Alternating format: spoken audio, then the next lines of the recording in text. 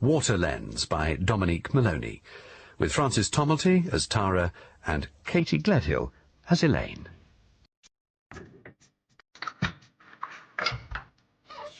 Well, this is it. Yeah, it's nice. As you can see, this is the living room. Feel free to watch TV whenever you want. The kitchen's through here. Help yourself to anything in the fridge. Are you still hungry? No. Well, like I said, help yourself. Although there's not much food in there at the minute because I wasn't expecting. But I'm going to go to the shops in a bit. So let me know if there's anything you want. Okay. My bedroom, that's that through there. And the bathroom's in here. Let me run you a nice bath, make you feel better. What about these clothes? I'll pick you up some new ones. What size are you? An 8? You look like an 8. I think so. You might want to throw those out. I'm sorry, but I don't think washing them will do any good. Okay. I'll get you a robe. You'll be sleeping in here. And this was her room? Yes. I haven't wanted to change it, but feel free to put up different posters. No, I like these ones. Brad Pitt. You can use Juliet's bathrobe for now. You've kept her clothes? I'll pack them away. Look, she was a size 8 too. These will fit me. No, please. I'd rather you didn't. I'll get you new ones. These are out of style now anyway. Keeping up's important when you're 17, I remember that much. I suppose so. Right, you're back.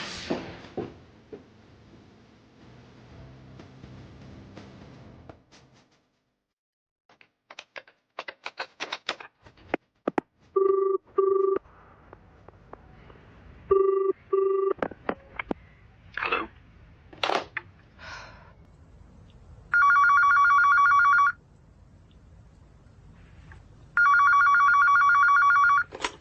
Don't ring here, Kenny. I knew it was you. Where have you been hiding yourself? I just wanted to speak to Ma. Where are you? Sounds quiet. Is she there? I've missed you, Elaine. Why'd you run off like that? You hurt my feelings when you didn't say goodbye. Kenny, stop it. Is Ma there? Maybe. Just get her, would you? I love it when you get all fired up, Elaine. Brings back some sweet memories. You go to hell. Sorry it took so long. January sales are like feeding time at the zoo. Anyway, try this lot on. I didn't know what you'd like, but I've kept receipts for all of them. Thanks. Elaine, have you been crying? No. I've just got soap in my eyes, that's all. You must be feeling a little overwhelmed by all of this. No, I'm okay. I'm just tired. Of course you are. When did you last get a good night's sleep? I don't know. Right. You're going straight to bed. Come on. Tara!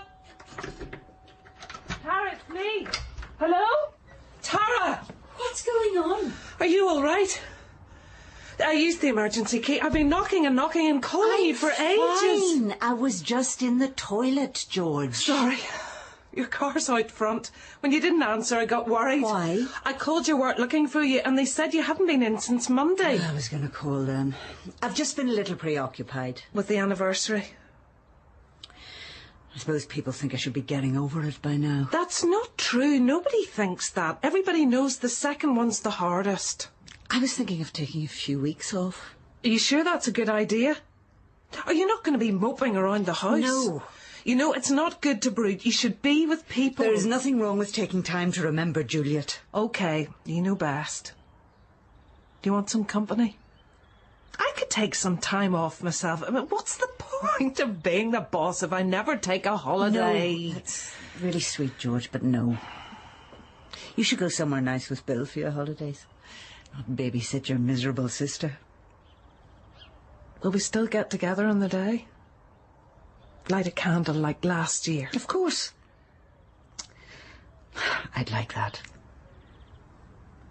So I'll head off then? Yeah. I'll see you soon.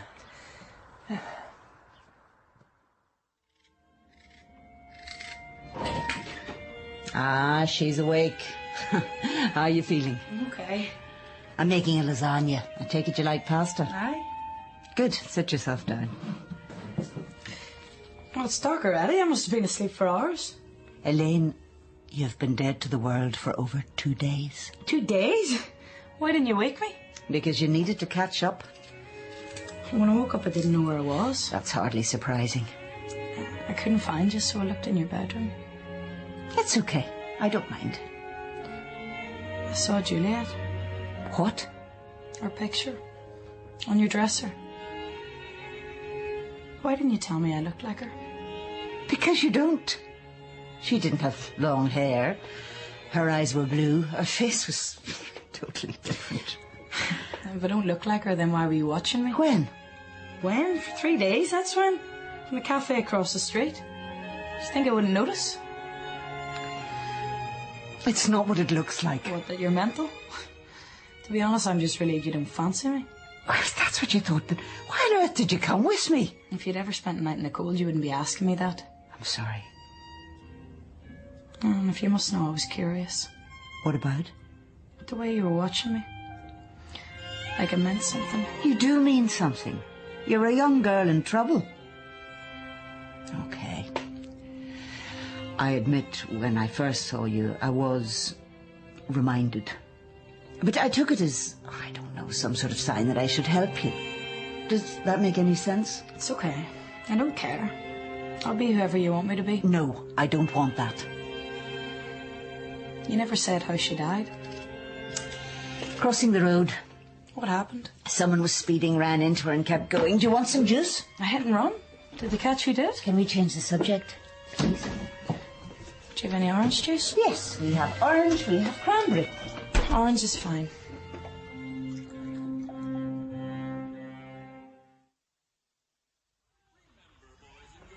Ma, it's me.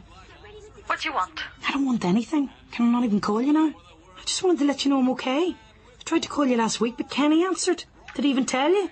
He wouldn't call you to the phone. Don't you start in on him again. I'm not having it. You didn't hear the kind of stuff he was saying. He has always tried to meet you halfway, Elaine, and all you can ever do is insult him. And you know why that is, Ma. I've told you why. No, this is exactly what you want, and I'm not getting in the middle of you two anymore. You either get on or get out. I did get out if you hadn't noticed. Ma, do you not even care where I've been? Ma, I've had nowhere to go. I was sleeping rough. Well, you should have thought about that before. How was I supposed to know where you were? How was I supposed to know? You could have come looking for me. Where? I don't know. You could have at least tried. No, I'm not running after you anymore, Elaine. Well, that suits me fine, because I got someone else looking out for me now. Someone who actually cares if I live or die. I should have guessed. You found yourself a sugar daddy, haven't you? No. Come on. Do it myself if I could still get away with it. Well, I'm nothing like you, and neither's Tara. Tara? A woman? What's going on here? Elaine, answer me. Where are you? Where am I? Since when do you care? Right, okay, my name's Juliet Ferguson. I'm 17 years old, and as you can see, this is my bedroom. And this is Brad Pitt's chest. Woo! Mum, that's Mum in the doorway. Come back, Mum. No, nobody wants to see my face. Oh, of course they do. Come and say hello, Mum. Hello, camera. And ladies and gentlemen, my mother. Woo! Okay, this is the lounge. I'm supposed to talk about my likes and dislikes. So as you can see, I dislike tidying up, but I like playing my music in here. And this is my favourite song. Elaine, turn it off, please. Why? Please. I can't listen to that song. Is that why the video was buried at the bottom of a drawer? It wasn't buried. Even so, you had no right to watch it. I needed to see her. Why? To even the score. With whom? With Juliet? I feel like she can see me. Elaine, don't. Don't what? Don't talk about her? Don't play her music? At least I don't act like she never existed. That is not what I'm doing. And I'd appreciate you keeping your nose out of it. I'm only thinking of you. Well, there's no need. Hello? Hello? Who was that? They hung up. Look, I'm sorry I snapped at you. No, it's okay. You're right. It's none of my business. Elaine, please, don't walk away. Hello? Tara, it's me. George, did you call a second ago? No. Why? Never mind. How are you? Fine. I'm fine. Good. I was planning to visit the cemetery in the morning. Tomorrow would have been Mum's 70th. Would you like to come with me? I know what you're trying to do, George. It won't work. Tara, I just thought it would be a nice thing for Mum if we went together. If you don't want to go, that's fine.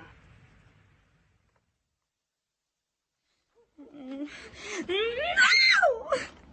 Get away! Get off me! Elaine? Don't touch me! It's me. It's Tara. It's just me. No. Shh. He's here. He's You're here. dreaming. Shush, who's here? Kenny! Shh, nobody's here. It's just you and me. See? Nobody here. Just you and me. Okay. Oh, I'm sorry. What for? I got you out of bed. Don't be sorry. It's not your fault. Oh, no, I'm fine. I'm fine. Really, you can go now. You know, you can tell me anything. I know. Thanks. Elaine, anything at all. Oh, come here. Oh, you poor wee lamb. That's it. Let it out. I'm here. Please stay with me. Of course I will. I don't want to be I'll alone. not be alone. I'm not going anywhere. That's it. Now, lie down. Try and get some sleep. That's it. I'm not going anywhere.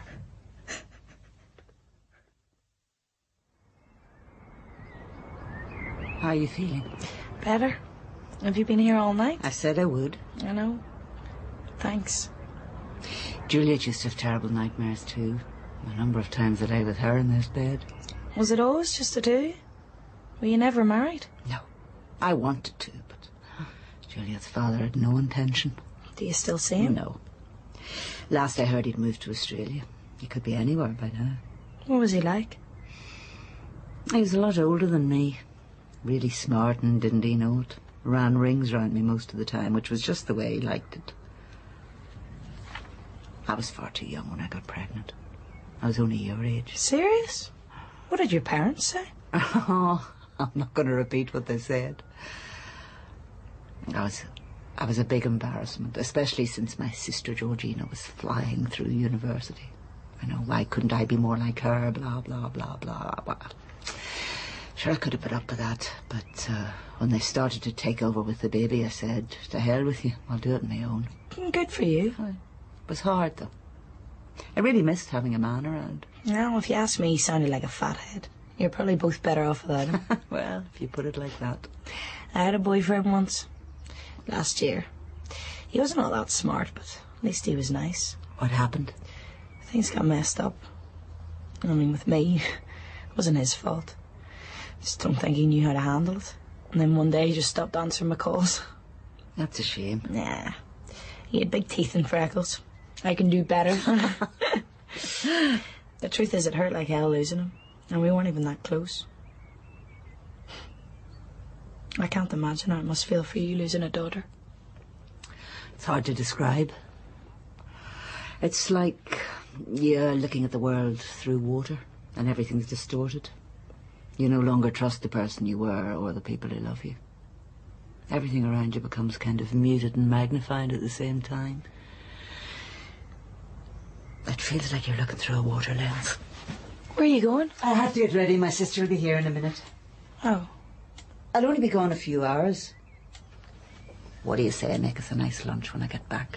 Sure. Elaine, I'm sorry to have to ask this, but when Georgina comes, it might be a good idea for you to stay out of sight. It's not about you, really. It's my sister's just overprotective. She might not understand you being here right now. Fine. I am going to tell her about you. It's just things are a bit complicated at the moment. It's okay. You don't have to explain. I feel I do. It's your house, Tara. It looks like Bill's going to get that promotion after all. Good. It's about time the company gave him his due. He wants an even bigger car now. There'll be no holding him back. Yes. Tara. You okay? I just want to get this over with. If you feel that way, you shouldn't have come. No, you were right. I have to face it sometime. When did I say that? We're visiting Mum, that's all. I've done it 1,000 times. George, you missed the turning. No, they've got a new entrance now on the other side. It's easier for parking. When did they change it? A couple of years ago. Oh. Did you grab the flowers in the back seat? I'm sorry. I can't do this. Do you want me to take you home? No. You go. I'll wait in the car. It's my fault. I shouldn't have dragged you here. You didn't. I thought I could handle it. But I can't. I just can't. You won't even have to look at Juliet's grave. No. You go. Visit Mum. I'll be fine here. Then let me take you home. I can always come back. Please, wish Mum a happy birthday for me and give her my flowers. She'd like them. Purple always suited her. I don't like leaving you in a state like this. I'm not in a state. Go on, go. I won't be long. Take your time.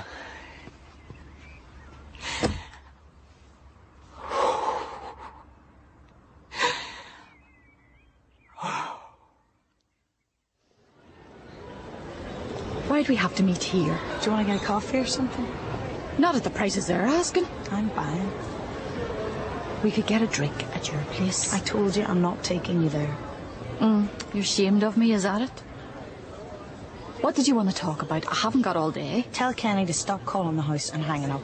It's freaking me out. You dragged me all the way out here to say that? No. I wanted to see you. It wasn't Kenny that called you. I've not seen him for 2 days. It was me. You? What for? I wanted to make sure you weren't being taken for a ride. Now I've heard everything. I'm still your mother, aren't I? That woman that answered, was that her? Her name's Tara. She sounded right stuck up. All she said was hello. You know what I mean? No, I don't actually. Just because she's educated. People like that think they're better than us. Well, maybe they are. Have you ever thought of that? And they always look down on you, even when they're trying not to. They can't help themselves. Are you finished? Why she's shacked up with a young girl she doesn't even know? She's charitable, that's why. There's no such thing. Fine. She's lonely then. There's more to this story, Elaine. I know there is. Her daughter died, okay? Her daughter. How old was she? My age. And that's a coincidence, is it? Of course it is. You just keep telling yourself that. Look, if you've got something to say it. I'm saying, no one acts out of the goodness of their hearts, Elaine. When are you going to learn? Do you really think she wants you for you? Elaine! Where are you? Hi. What have you done to your hair? Cut it. Do you like it? What are you doing? It's not as neat as Juliet's, I might need your help with that. I asked you not to wear her clothes. I think this dress suits me. Don't you? Elaine, go and change and we'll say no more about this. I thought this is what you wanted. Why would I want this? You said it yourself. You said your sister wouldn't understand my being here because I look like Juliet. That's why you're keeping me a secret. So you thought you dressed like her? It'll help you. How? Elaine, you're not Juliet. I know that. That's not the point. You never even got to say goodbye. You need more time with her. Let me at least try and give you that. It won't work. No one's going to find out. That's got nothing to do with it. I need this too. I need to be somebody else for a while. Somebody clean. Elaine, you are clean. You don't know. Okay? You don't know me. Well, you can't leave your hair like that. It looks terrible. Get me the scissors and I'll fix it. Like hers. Yes. Like hers. You spend far too much time in front of that thing. Let's get out of this house. Come on, have a girl's day out. Serious? What do you say? Bit of shopping, lunch somewhere nice, go to the pictures. Well, what if somebody sees us? Sees what? A mother and daughter having fun? Okay. When? Tomorrow? What's out at the minute? Chuck us that paper. Oh, see if that new Brad Pitt film's on. I've forgotten what it's called. Brad Pitt, where are you? Tell him we're not in. Hello. Who is this? Oh, yes, of course. Elaine, it's your mother. You don't have to speak to her if you don't want to. I'm okay. I'll be in the kitchen if you need me. I told you not to call me here. This has gone on for long enough. You're my daughter. I need you here. Oh, you need me, do you? Why? What happened to Kenny? Ma, what is it? I'm in trouble. What kind of trouble? He's disappeared. No one knows where he is. He's left me with a bad debt, and now they're after me for the money. Well, they can't do that. Tell them it's got nothing to do with you. These men are psychos, Elaine. You can't reason with them. You've got to help me. Well, what can I do? Oh, no, tell me you're joking. Why not? You can at least ask her, can't you? You know something, Ma? Even if I could help you, I don't think I would. This is your mess. Yours and Kenny's. You're pretty full of yourself these days, aren't you? Well, why shouldn't I be? Just you remember, girl. Sooner or later, every gravy train's gotta stop. Yeah, well, I'll take my chances. Elaine, are you okay? I'm fine. Ocean's 12. The film's called Ocean's 12. Oh, right. Let's go and see it tomorrow, yeah? Just me and you? I promise. Have you seen my car keys? Yeah, I've got them. Come on, we're going to be late. I know. Look, do these shoes go with this coat? Yes. Quick! Get away from the window. It's my sister. What's she doing here? We made plans for Saturday. It is Saturday. No, today's Friday. Tomorrow's Saturday, the 17th. Well, Tara, that's today. Look at the paper. It can't be. Why? What's going on? It's Juliet's anniversary. I'm sorry.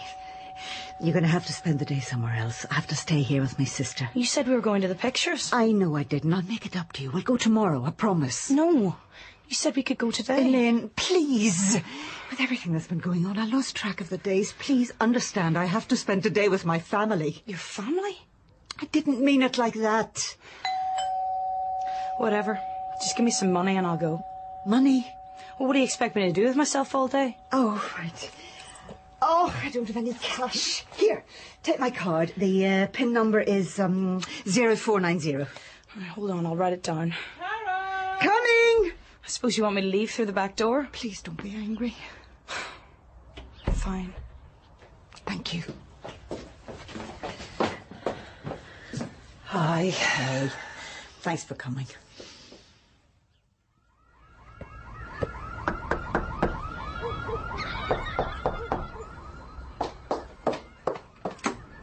Ma, it's me. Get in. I don't want them seeing you. Who?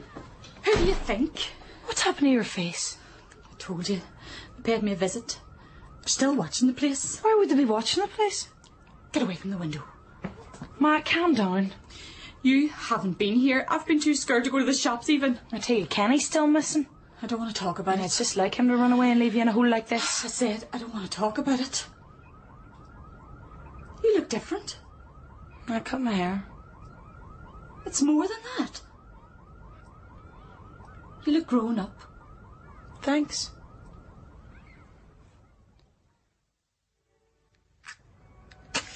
I remember when she was tiny. She was fascinated by candles. I know. I was terrified she'd burn the house down. I had to have eyes in the back of my head for that child. Juliet was one of a kind.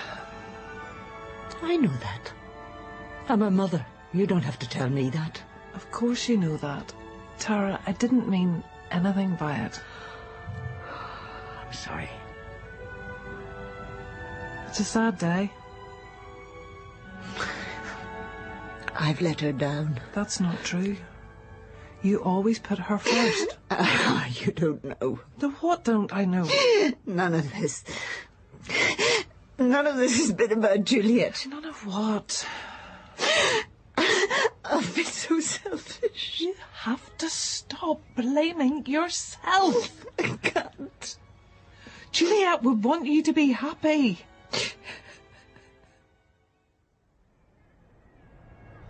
Do you want me to go to the shops for you? I told you I don't have any money. Here. What's this? What's it look like? 50 quid. It's not enough. You're welcome. Elaine, they want 800 What? by the end of the month. Man, who are these people? The bookies. Well, I'm sorry to disappoint you. But unlike Kenny, I don't have that kind of money to throw around. It's over, you know. Me and Kenny are finished. Oh, change the record, would you? No, this time I mean it. I'm not taking him back. Not after what he did to you. To me? You didn't believe me, remember? I didn't want to believe it. It's too much to cope with. I know I'm a poor excuse for a mother. Oh, no, don't say that. Just give me a chance to make it up to you. This is your home. You should be here with me. Don't say that unless you mean it. Of course I mean it. Come here. From now on, it'll be just the two of us. I want that. I really do. Once we've found the money, it'll be like a new beginning. Once I've found the money, you mean? Well, you're the only one who can get it. But I just told you I can't.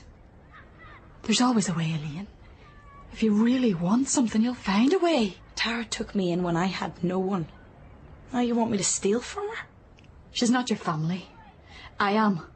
Blood's thicker than water, Elaine. Don't you forget that. Well, it wasn't when I needed you. Come on now. I explained why that was. Do you think it makes that all better, do you? I'm your daughter. You're supposed to protect me. Blood's thicker than water. How dare you say that to me after siding with Kenny? How dare you? Elaine. No, don't touch me. I cannot believe how stupid I am. I can't believe I let you play over my head again. I'm not the one who's playing games with you, Elaine. You'll come back when you've figured that out.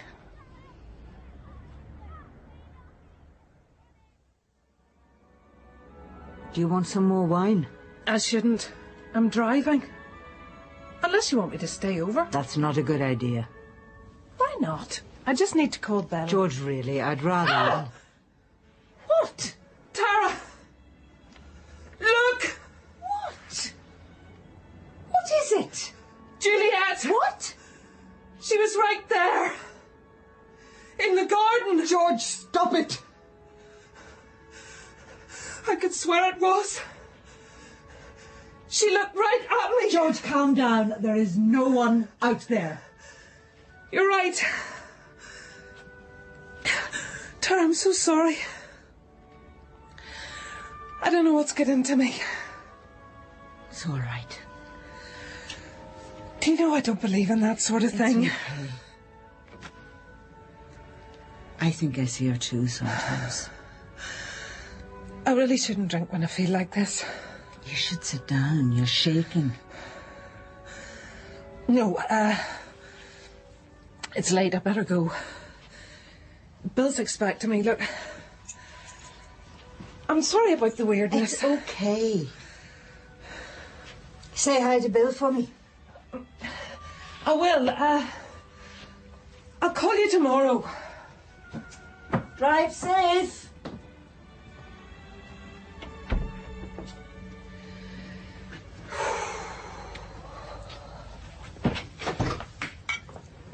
I thought she'd never leave. She saw you. I know. I'm sorry. I didn't think she'd still be here. Her car was right outside. I said I was sorry. I didn't do it on purpose. Didn't you? I should never have let things go as far as this. I'm sorry I let your sister see It's me. not about that. Just tell me what you want me to do and I'll do it. I want you to be you. Not Juliet. You. Well, that's fine. I wouldn't want to be like her in a million years. Elaine. She was a spoilt little cow who didn't know when she was lucky. Elaine, don't. She had a mother who loved her, a beautiful house and any future she would have wanted. Not good enough for poor little Juliet. Not enough to stop her topping herself. I'm right, aren't I? She killed herself. I came home from work and it was too late. She was in the bathtub. Opened her veins. That's pathetic. Oh, poor little me. What a dark, empty life this is. I've been in her chat rooms. I read her diary. It's pathetic. Don't say that. She was ill. I was raped! Raped! Oh, I've slept on a pavement and no one so much gave a damn about me. But nothing would make me give up on my life. You people don't know when you're born. She was still a child, like you. She didn't love you like I love you. Elaine, please. She knew you'd find her like that. She knew. She knew you'd come home from work and see her drowned in her own blood. Okay, I can't deal with this. I would never do that to you. She didn't love you like I love you. Tara! Elaine, calm down. Tell me what happened. Tara's gone. We had a huge fight. She left this morning without saying anything. And you were right. She doesn't want me. I told you she was using you. It's not her fault. Of course it's her fault. No. I ruined everything. I always ruin everything. Now, I want you to listen to me. What's done is done. She's had her fun and now she's moved on. Can't be helped. That's the way people are. But the fact remains, she took from you. And you're entitled to take something back. You just want the money to save your own neck. That money is our future as a family. What else are you going to do? Wait for her to come back and throw you out with nothing? You have to look out for number one in this world, Elaine. It's a sad fact, but that's the way it is. What's the account number? Oh, I can't. Just give us the account number. Okay. It's 653 352 1. She's back. I have to go.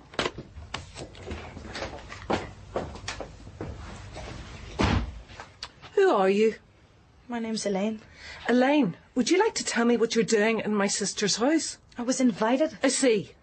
When I saw you last night, you were dressed like Juliet. What kind of sick game are you playing here? Where's Tara? Did she send you? Do you have any idea the kind of hell my sister's been through recently? Yes, I do. I very much doubt it. What I want to know is what kind of person takes advantage of someone's grief like that. It wasn't like that. Well, whatever it was, it's finished. Do you understand me? I want you out of this house. I was going anyway. Just wait a minute. When I walked in, you hid something in your pocket. I didn't hide anything. I saw you hung up the phone and you hid something. Now show it to me. It's none of your business what I have on me. I am making it my business. Get off me! Get off me! So, you're a thief on top of everything else. Tara gave it to me. Did she now? And you thought you'd just hang on to it, did you? Make a few phone calls? Walk right out that door with it? Look, just don't tell her, okay? I'll go. I swear I won't bother her again. Just please don't tell her. I'm not lying for you. Well then tell her I'm sorry. Just go.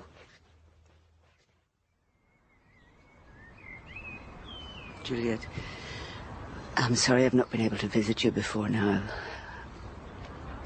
I used to think it was grief that kept me away, but I realise now it was anger. I've been so angry with you, I haven't known what to do with it. Because it's wrong, isn't it? It's wrong to be angry with the dead. The dead can do no wrong. But you put yourself here, Juliet. No one else to blame. You put yourself in the ground. And for what? Nothing. Nothing can justify what you did. Not when you were loved as much as I loved you. And all you could say in your note was, I'm sorry. I'm sorry. Well, that's not good enough. It's just not good enough. I get the feeling so that's somebody's graveyard at this point. It's my daughter's grave. My daughter's in here. She was only 17 years old. I didn't know. Do you want me to call someone for you? Don't. Please leave me alone. Oh, God. Juliet, I'm so sorry. So sorry, I'll fix it. I promise you, I'll buy you some more flowers. I'll fix everything. but there's something I need from you. I need to tell you some things. I can't put it off any longer. There's this girl who's come into my life. She's a bit like you in that she doesn't know how to ask for help. You know I could never replace you, Juliet. But you're gone. And I still have a lot of love to give. I want to give it to this girl. But I need you to tell me it's okay, or it'll never sit right with me. I need your blessing.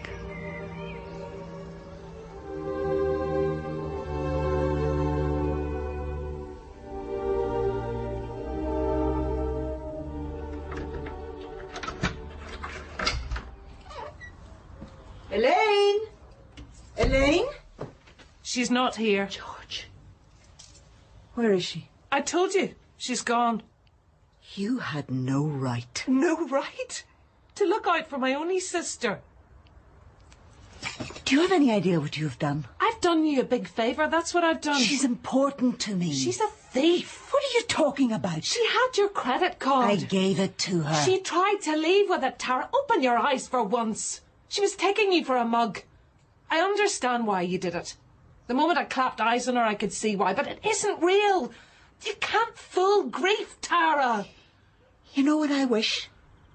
That for once you would stop meddling in my life and concentrate on your own. Oh, well, excuse me for caring. It was the same when Juliet was alive. You couldn't keep your big nose out of it. Everybody could see something was wrong with her except you. You were as shocked as I was when she took her own life. Don't you dare pretend any different. I told you she was manic and you wouldn't listen to me. Because Juliet was my child, not yours. Just because you couldn't have your own.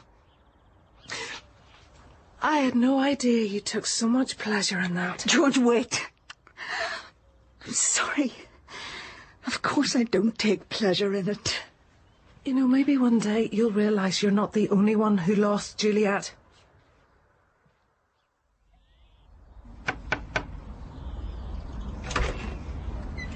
George, I need your help.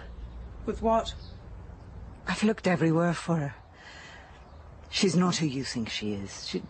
She's just a kid. Please understand, I need to find her.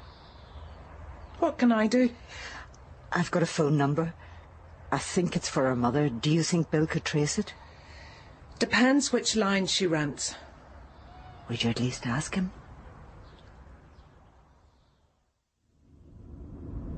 You didn't have to come with me, you know. I'm not having you in an area like this on your own. I'm sure it's perfectly safe. Oh, there. Those are the flats there on the left. Oh, sure, you'll be completely safe. I'm sure nothing bad ever happens here. Will you wait in the car for me, will you? What? I'm coming with you. I should do this alone. You and Elaine didn't exactly hit it off when you met.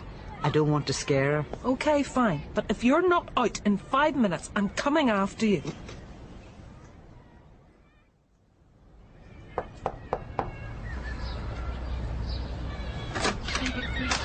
Yes? I'm looking for Elaine.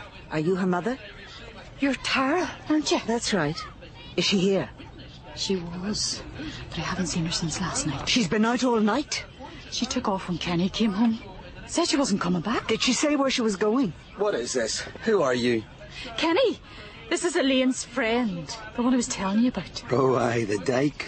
Excuse me? That's why you're here, isn't it? You're into young girls. There's laws about stuff like that, you know. I wouldn't pull at that thread if I were you. You don't know what could be unravelled. What the hell's that supposed to mean? I think you know exactly what I mean. Kenny, no! If you Please! push me, I'll call the police. Elaine might be frightened to speak up, but I assure you I'm not. Aye. I bet she's got to believe in all sorts of lies by now, hasn't she? That's what she does, you know, to get attention. She can't help herself. I'd watch myself around that one if I were you. Do you know where she is or not? Well, that all depends. Depends on what? On how much she means to you. Sinead, if you care about Elaine at all, you'll tell me where she is. Don't look at her. You're dealing with me now. Either you pay up or you piss off. Sinead? We're not asking for much. You could adopt her. Shame on you. I wouldn't interfere. It should be all yours. Just let her go. Let her keep her money. Tara, wait. Just wait. Okay. Yes? I wasn't always like this, you know. There's a kids' playground at the end of this street. Elaine used to hide out there a lot. If I know her at all, she'll head back there. Thank you. Tara, I'm telling you, this is a complete waste of time. You insisted on coming with me. She's not coming back And you here. have done nothing but whinge on about it for the last hour. 2 hours and 45 minutes we've sat here. It's getting dark. I do not want to be in this part of town after dark, thank you very much. I love you. You're an idiot. You're the idiot. Tara, look! There she is.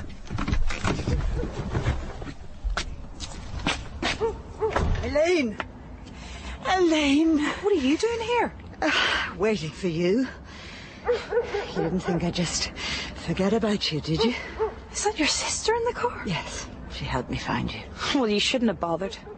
Elaine, wait. I was going to rip you off. Didn't she tell you? Yes, she told me. Then why are you here? I'm here because I know you. Well, not well enough, obviously. And I know you'd only do something like that if you were desperate. It wasn't for me, you know. It was for my mother. God knows why I bothered. And you should take him back. Just come home, Elaine. The place isn't the same without you. It's not me you want, Tara. Yes, it is.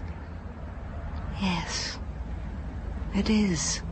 What about all that stuff I said about Juliet? People say things.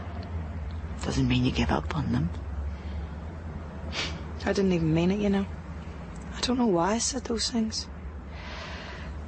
Sometimes I get so angry and I can't see straight. And then I'm afraid I'm going to ruin everything. It's like what you said about looking at the world through water. I think I've felt that way all my life. Until now. Until you. Then come home. Come home with me. But as what? As a friend. A companion. Does it matter what we call it? No. No, it doesn't.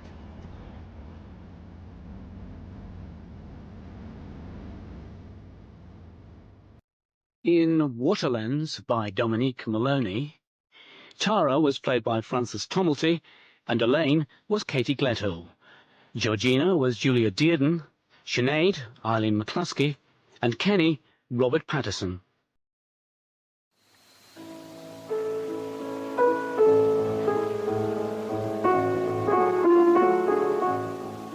We present Anthony Nichols as Dr. Thorndyke and Peter Cook as Marcus Potomac in Mr. Potomac's Oversight, adapted by Molly Hardwick from the novel by R. Austin Freeman.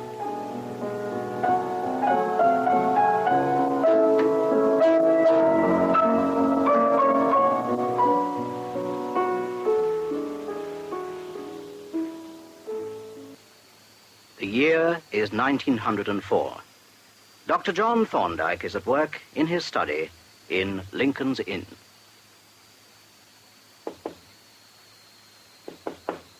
Sir, Dr. Thorndyke, sir. Oh, come in, Polton. Excuse me for disturbing you, sir, but I thought I'd better remind you you have not yet had any supper. Oh, dear me, what a memory you have, Polton. You will not want your desk disturbed. Inspector, I'd better put your supper in the little laboratory. Yes, that will do admirably. My desk certainly has rather more than its share of paper, now you mention it. Interesting document, sir? I detect a wistful note in your voice, Polton. I must confess to a little curiosity, sir. Pray don't apologize. An excellent quality in a laboratory assistant. And not undesirable in a medico-legal man, I flatter myself. Which is why you find me studying this role of kinematograph film. Indeed, sir. Very interesting. Over 200 exposures there, I would say. Professional work? No, a talented amateur. My client, Mr. Stalker, has a nephew, one Harold, the inventive genius of the Stalker family, who has invented a remarkable recording camera which will take small photographs in a series and mark each one with its serial number. So that there can be no mistake about the sequence. Exactly. Most ingenious. And this particular roll represents... Footprints, Polton. A great many footprints. Harold Stalker, true to his name, embarked upon the trail of an absconding man, or at least a missing one, and it was a chance to show what his camera would do, and he took it. And Mr. Stalker felt it might interest us, I suppose, sir. Quite right, and so it does. I've been looking into the photographs and some other facts and figures, and the result is very interesting, both from our point of view and that of the Griffin Life Assurance Company, to which I have the honor to be advisor. Then I take it we shall be, following up the trail, Doctor? The trail of the 200 footsteps. Yes, Polton, we shall. And I think it will shortly lead us to the small village of Borley near Aylesbury. Very good, sir. It's a queer case, Polton, very. But then I live by queer cases. Soli auto speeds. DC Venti packs. At the rising of the sun, hope. At the going down thereof, peace. Having a look at the old sundial, Mr. Potomac? Yes, Mr. Gallup, I was. I can't resist dropping in at your gate when I'm passing this way. I always say you can't beat our trade for interest and variety. Nothing like a mason's yard. And as for headstones, you can't beat Gallett's. Look at that marble angel there. Something like a monument she is. Charming. But I still prefer this sundial. A nice bit of carving, that, and wonderful well preserved. He's counted out a good many hours in his time, he has. How old is it? 1734, it says here, and ready to count out as many again. No wheels to go rusty, all done with a shadder.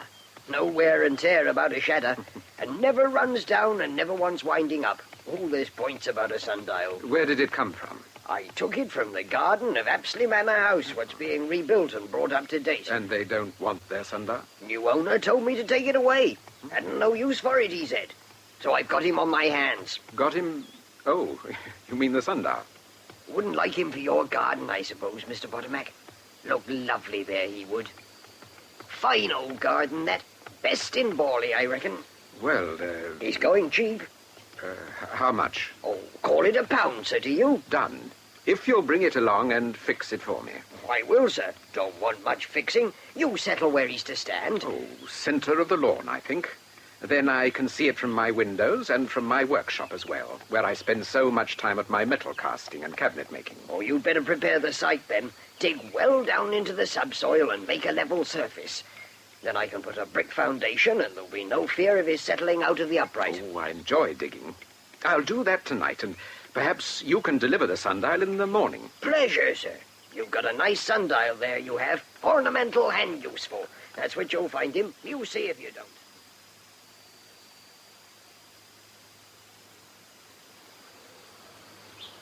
Here we are, sir. All present and correct. Nice and early, too, Mr. Gallup. The only trouble is we've struck a snag. Oh, indeed. And what might that be? Well, come here. This is the site I prepared. Oh, very nice. Exactly equidistant. You're a man of precision, Mr. Potomac, like myself. But where's the snag? Under this board. I dug deep, as you suggested. Now, care to drop this stone down the hole? Oh, if you say so, sir. Bless my life, you've struck a well, sir. Exactly. A very old, very deep well. The water lies 27 feet down by my measuring. That's why I've kept the hole covered. Fancy that now, an old well. I wonder, Mr. Gallup, if this is going to make it impossible to put the sundial here. Oh, no, not at all. It'll hold up the work, though, and be a dearer job. Have to put 2 biggish slabs over this lot. Oh, I don't mind expense if the dial can go where I want it. But why cover the well at all, sir? A good well's not to be sneezed at if it gets a hard frost and all the pipes is bunged up and busted. No. It may be very urban of me, but I don't like wells. I wouldn't have an open one in my garden for anything. Then we'll cover it for you. 2 good thick slabs, one atop the other to form a step. and the base of the dial 2 foot wide. Oh, it'd bear St. Paul's Cathedral. And when can you fix it? Let's see, today's Tuesday. Shall we say Friday? Friday will do perfectly. Well, I'll be up again on Friday morning. Good day, sir. Good day, Mr. Gallert.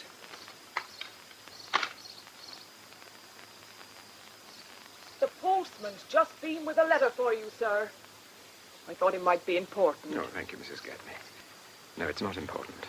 Will Mrs. Bellard be coming to tea today, sir? She usually does of a Tuesday. Oh, yes, I expect so, Mrs. Gedney. Then I'll make some of those scones she likes. Well, better get it over, I suppose.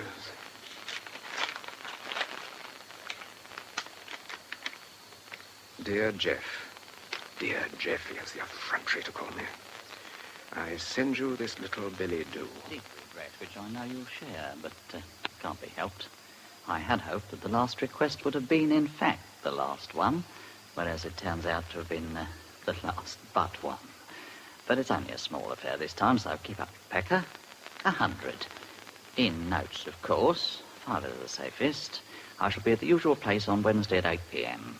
This will give you time to hop up to town in the morning and collect the ready. And mind, I've got to have it. No need to dwell on unpleasant alternatives. I'm in the devil of a tight corner, so you've got to help me.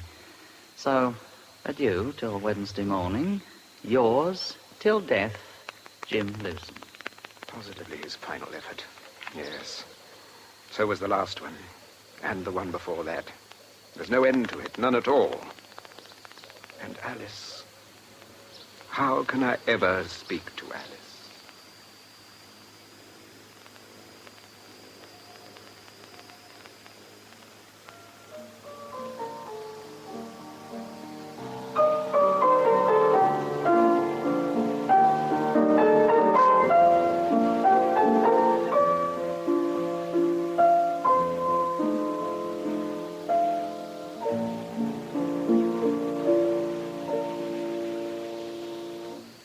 Thank you. That was very charming. I thought it had charmed you into a sort of trance, Mr. Pottermac. You look very far away. Did I? How rude of me. I can assure you I wasn't. It would be impossible in your company. I enjoy your compliments as much as Mrs. Gadbiscon. Must be a very vain person. Your piano is so much better than mine. In fact, your house is so much better than mine altogether. Oh, I can't quite agree with that. I may have roses round my porch, but you have a lavender hedge. Planted in 1761. Isn't it curious how we both love old things and places? So many things in common. Yes, we have. Yes.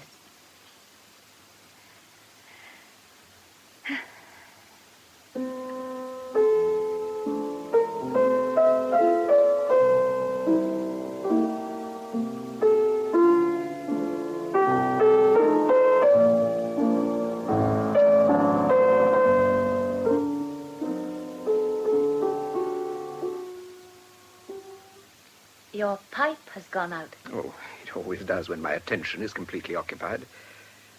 It's curious, isn't it, what power music has to awaken associations. Oh, yes. There's nothing like it, except sense, perhaps. Things utterly unlike anything but themselves seem to have a power that things like pictures lack. I feel that, too. I've been trying to remember something only today. Or someone, rather. Really? Yes, someone you remind me of. You're much older, of course. I'm sorry for him, poor chap. Except that he's a friend of yours, of course. He isn't. Not now. He's dead. Then I'm even sorrier for him. Won't you play to me again? Of course. It's a joy to play to a sympathetic listener. Now, fill your pipe and I'll play you some of the things that I like playing to myself. And that you must like, too, because I do. And because you're unhappy today.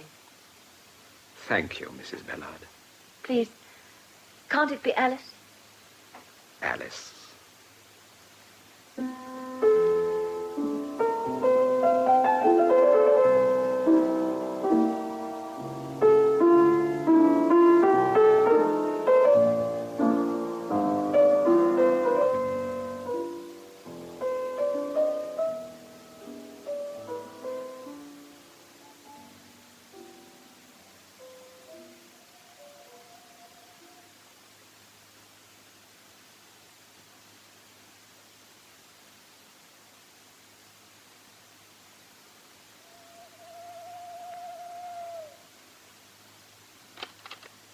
Who's that?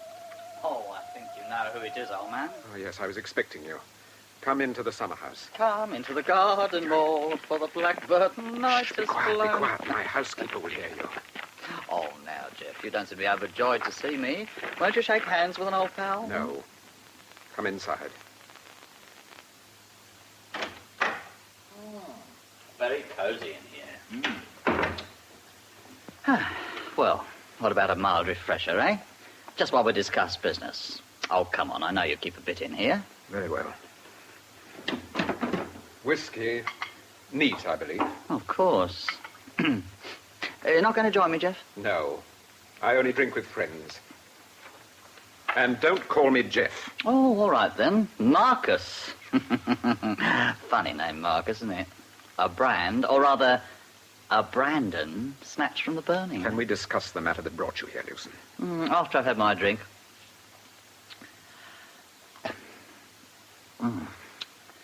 Nice little estate, this, for an ex-you-know-what. I've worked for it honestly. Oh, of course, we know. Been digging up your lawn, I see. Going to set up a flagstaff? No, I'm going to have a sundial there. Oh, a sundial, eh? Going to get your time on the cheap, eh? I suppose you'll have a motto on it. Tempus fugit's the usual thing, always appropriate, but particularly so in the case of a man who's done time and fugitive. Do come to the point. Yeah, well, you got my letter, I suppose? Yes. Been up to town today? No. Well, I suppose you got the money. No, I haven't. But hang it, man, didn't I tell you it was urgent? I've got to pay that 100 tomorrow. Unless I hadn't got the money, I've got to borrow it from you-know-where. And I've got to put it back at once. No good, Lucian. It can't be done. Can't be done? What the devil do you mean? I mean this. I'm going to hold you to your agreement, or part of it. You demanded a sum of money as the price of your silence about my past. It was to be a single payment, and I paid it. Within a couple of months, you made another demand, and I paid again. Since then, you've made demands at intervals in spite of your solemn undertaking. Now, this has got to stop. There must be an end to it. Very well, Jeff. Just help me out this time and you'll hear no more from me. It's no good, Lucian. You said that last time and the time before that. If I let you, you'll go on till you've squeezed me dry. If you let me, how do you think you're going to prevent me?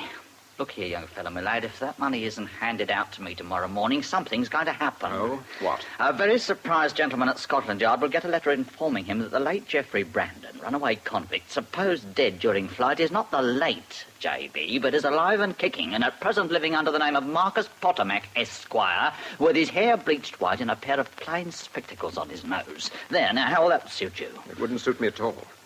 But before you do it, may I remind you of one or two things.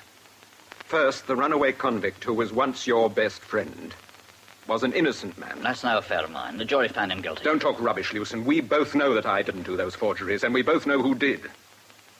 Give us another drink. If you knew who did it, then you must have been a blooming mug not to tell. I didn't know then. I thought you were honest. Oh, well, we live and learn, don't we?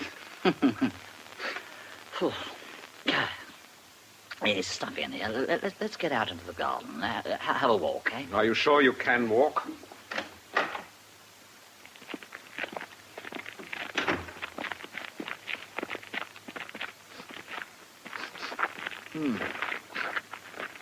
Nice smell, Roses. Come on, old man. Let's settle this amicably, just like old pals, eh? You just help me out of this hole, and I'll give you my solemn word of honor, it'll be the very last time. Well, what do you say? I say that I'm not going to give you another farthing on any condition whatsoever. Oh, you're not, aren't you? Well, we'll see about that. You'll either pay me, or else I'll take off my coat and give you the finest hammering you've ever had in all your life. Will you? Yes, I will, you little whippersnapper, you. And when I've done with you, they'll have to turn up your fingerprints to find out who you are. Can you hear me? I'm listening. Well, you're going to pay up or take a hammering? Neither, thank you. All right, watch out, then. Right. Oh! You little swine, you hit me. Now, pull yourself together. You're drunk. Drunk, am I? Right, we'll see. I'll kill you. I'll... Had enough, Newson? No, damn you. I'll teach you. Oh! I've got you now. I'll throttle you.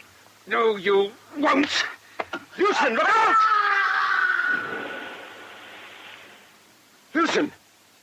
Polton! My God!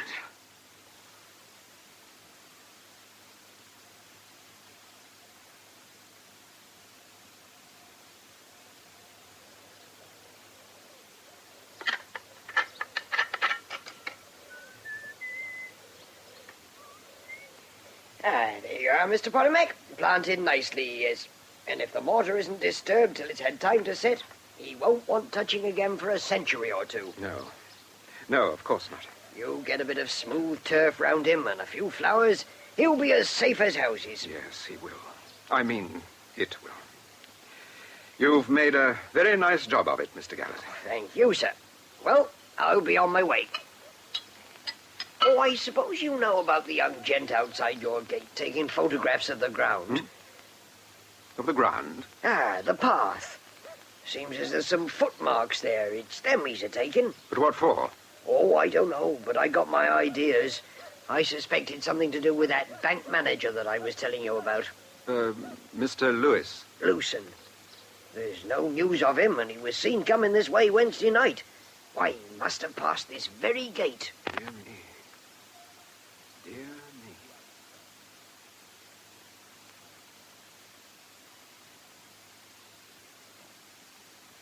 A little more port, Doctor? Thank you, Polton. I think I will. An excellent bottle. The 70, isn't it? Yes, sir. And for you, Superintendent? I think so, yes. If your cellar can spare it, Thorndyke. The entertainment of Scotland Yard, and especially of my old friend Superintendent Miller, my cellar is as boundless as the sea. The more I have, the more I give to thee, for both are infinite. The Bard of Avon, sir. Romeo and Juliet. Quite correct, Polton. Can't fault him on a quotation, Miller. Knows that Blumensight more than me, does Polton. It was Dr. Thorndyke gave me my scholarship, sir. But for him, I'd have been a poor lad in a workshop with neither place nor learning. I disowned your native genius, Polton, and selfishly harnessed it to my own trade.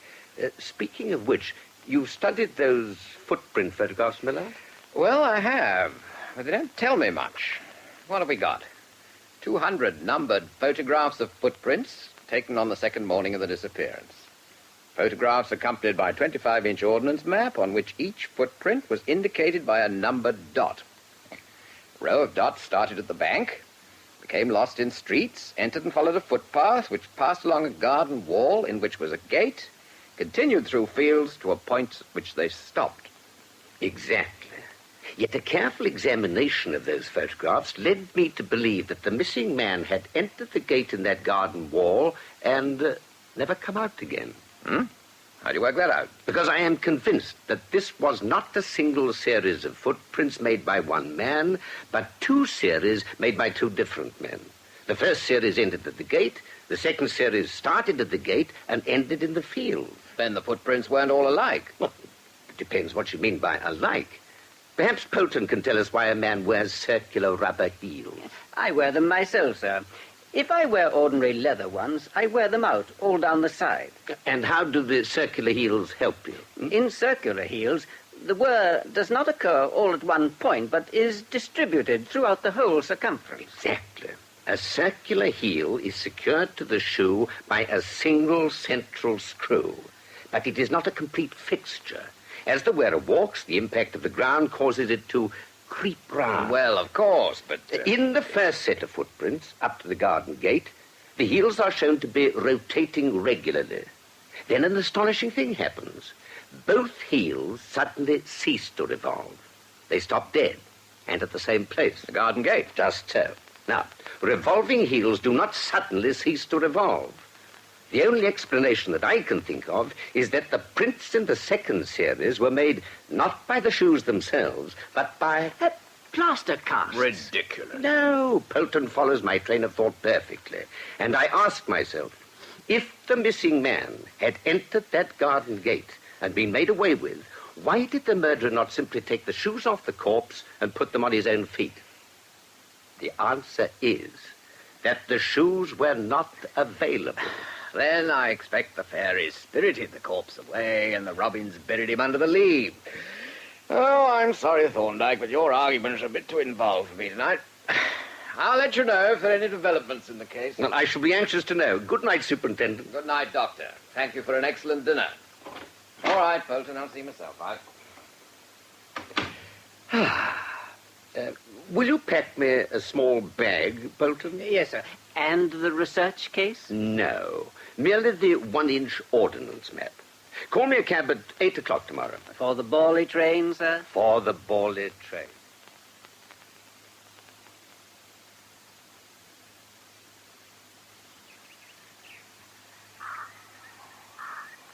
Good morning. Morning. Would you be so good as to tell me the way to the Chestnuts? That gate there, front of you. Oh, thank you very much.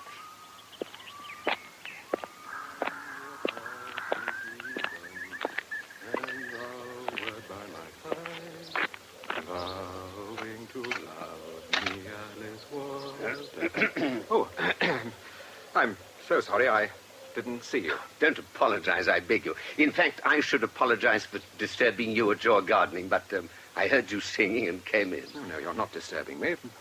How can I help you? I wonder if you could tell me the way to Potter's Wood. Potter's Wood? Oh, yes. The lane outside leads to it about half a mile further on. And where does it lead to eventually? It crosses the fields and joins a by-road to the main London road.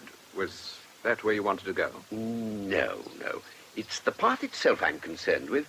The fact is, I'm making a sort of informal inspection in connection with the case of a man who disappeared a short time ago. The manager of a local branch of Perkins Bank. Oh, yes, I remember. Is he still missing, then? Yes, he is. What is Potter's Wood like? Is it a place where a man might lose himself? No, it's only a small wood.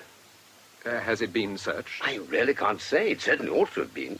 I thought perhaps that you were connected with the police. Oh, no. I'm a lawyer. I look after some of the affairs of Perkins Bank.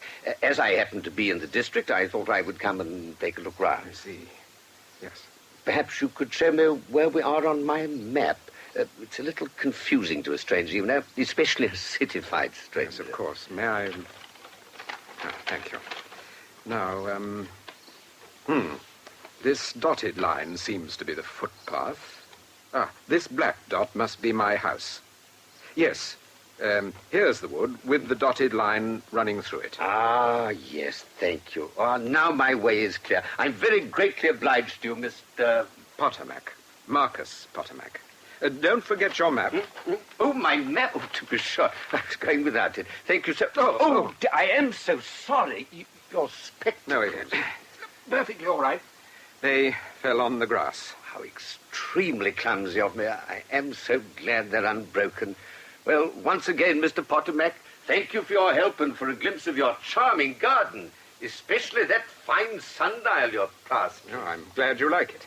Good day. Good day.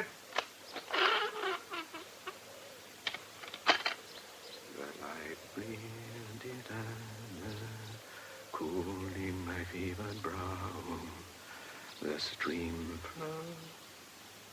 Now, what the devil did he want? I wonder. Curious sort of a lawyer. Come in.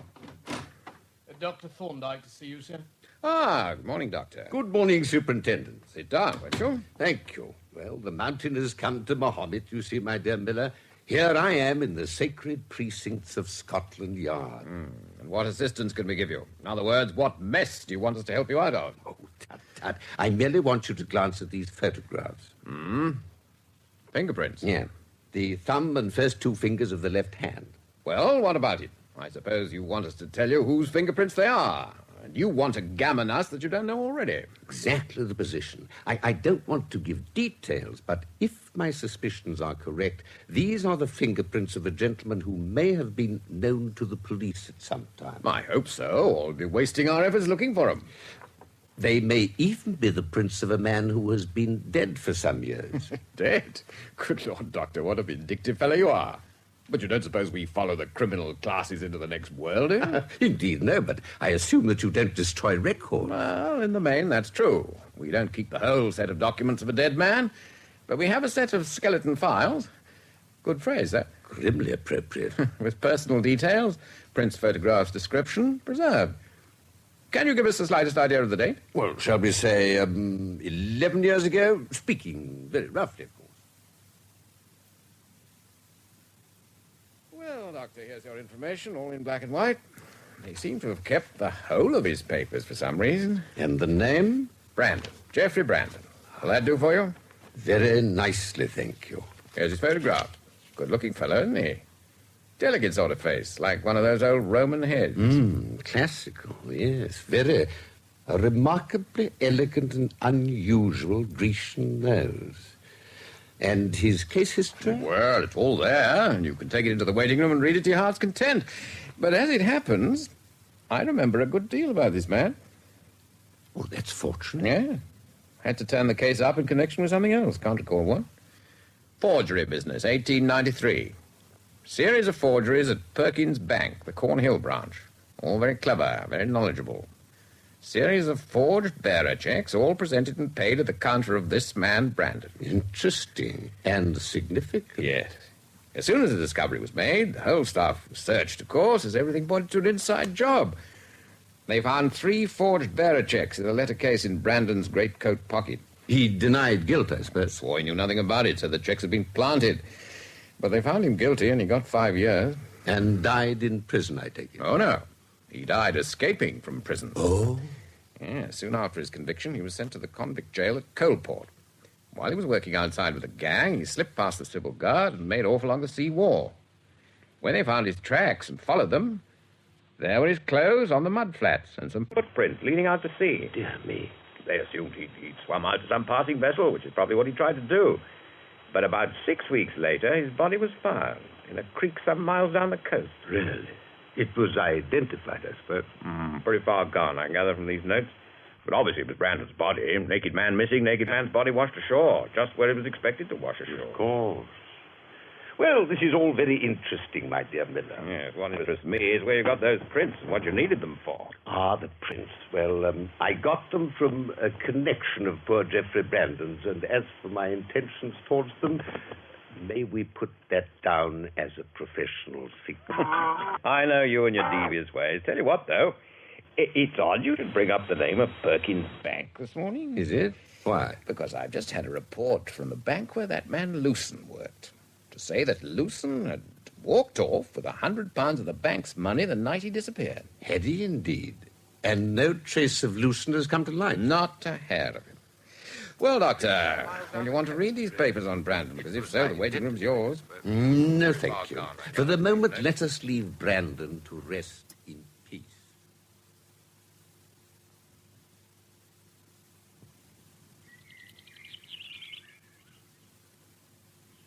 At the rising of the sun, hope.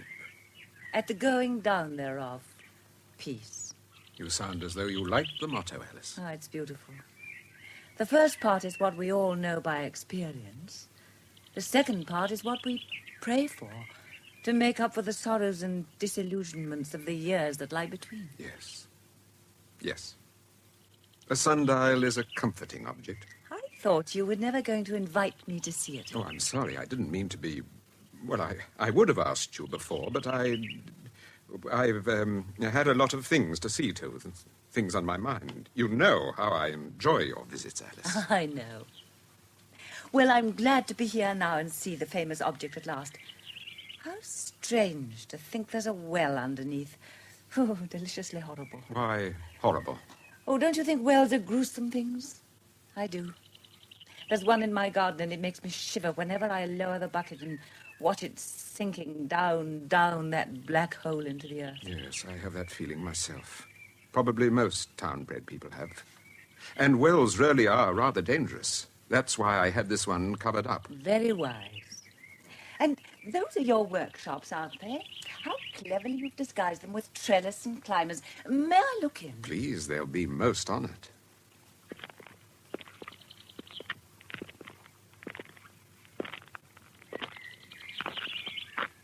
Here we are. How splendid. And what a range of things.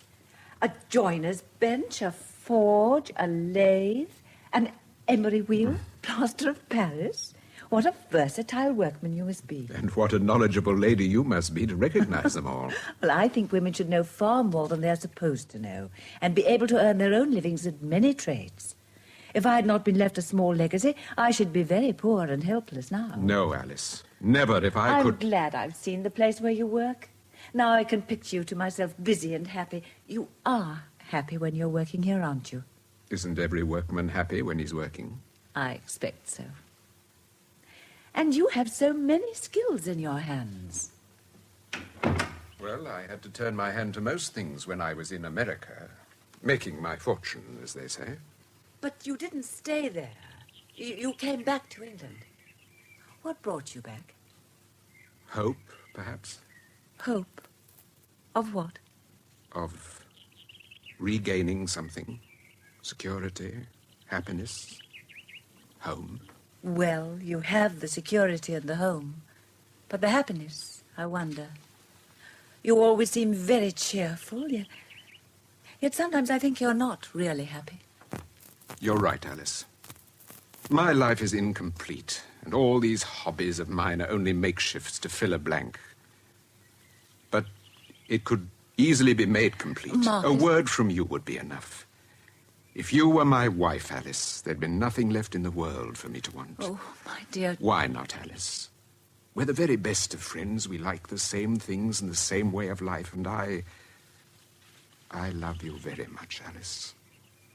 Though I haven't said so before because of other reasons which are gone now. Won't you say yes? Marcus... Dear Marcus, I would say yes, joyfully, thankfully, if only it were possible. But it isn't. I can't be your wife. But why? What prevents you? My husband. Your husband? Yes. Oh, you believe that I'm a widow, so does everyone here. I'm not. My husband is still alive, though I won't live with him or acknowledge him. Oh, Marcus, dear, don't look so stricken. Come and sit down, and I'll tell you the whole wretched story. Yes. Tell me. Well, when I was a young woman, I was engaged to a young man named Geoffrey Brandon. You're shivering, Marcus. What's the matter? Nothing. A goose walking over my grave. Go on. It's odd talking about Geoffrey to you because you're so extraordinarily like him. You look much older, of course, but apart from that, you might be his twin. That's what attracted me to you from the first. I'm glad. Geoffrey worked in a bank. We were going to get married. Then everything finished. A most dreadful thing happened. A series of forgeries was discovered at the bank and suspicion fell on Geoffrey. He was convicted and sentenced to 5 years in prison. But you didn't believe him guilty. Of course not. I knew him. Well, he was silly enough to escape from his guards while he was in a working party, and in trying to swim out to a ship, he was drowned. I went to the inquest, but... Oh, I don't want to talk about it. No, don't try, my dear. After Geoffrey died, I thought, of course, that I'd never marry, but things worked out differently. Geoffrey had one close friend at the bank, a clerk called James Lewson. Lewson? This man, Lewson, came to see me often after Geoffrey's death and kept saying how much he believed in Geoffrey's innocence. Naturally, I was drawn to him for this, as everyone else seemed to take the poor boy's guilt for granted. Then he became more and more friendly, and finally he asked me to marry him. True friendship. Well, at last, I gave way. I must have been quite mad. No, only very young. Then, of course, disillusionment came. When I found out that James knew I had a little legacy coming to me, he began to gamble on the strength of it and to drink as well. But by the time I came into my legacy, I knew him for what he was, and I saw to it that my money was tied up in a trust. And then he did something very foolish. One day when he was drunk, he spoke disrespectfully about Geoffrey and boasted to me, that he had been the real forger and the one who had falsely incriminated Geoffrey. And you found yourself married to a criminal, a traitor, and a liar. Yes, but not for long. I told him that we must separate at once, completely.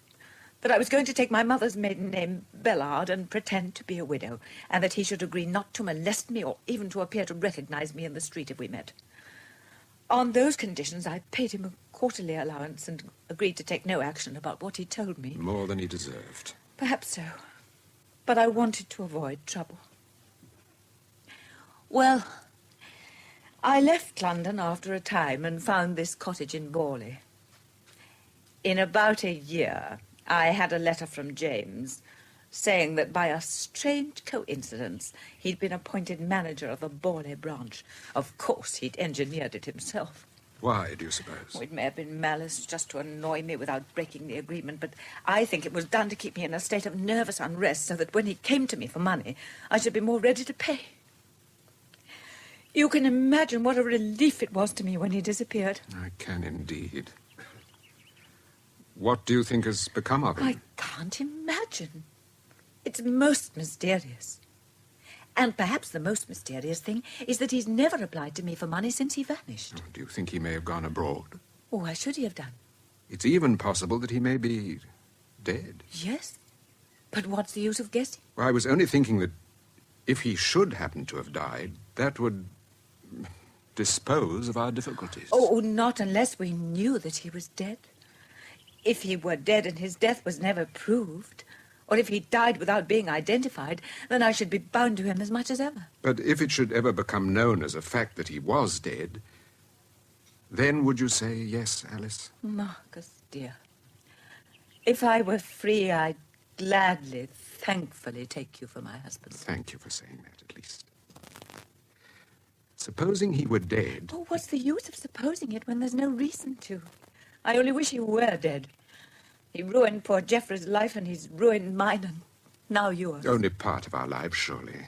We can still salvage something, Alice. Yes, you're right. We can still be friends, as we can't be anything else. That's all I ask. It's all I can ask.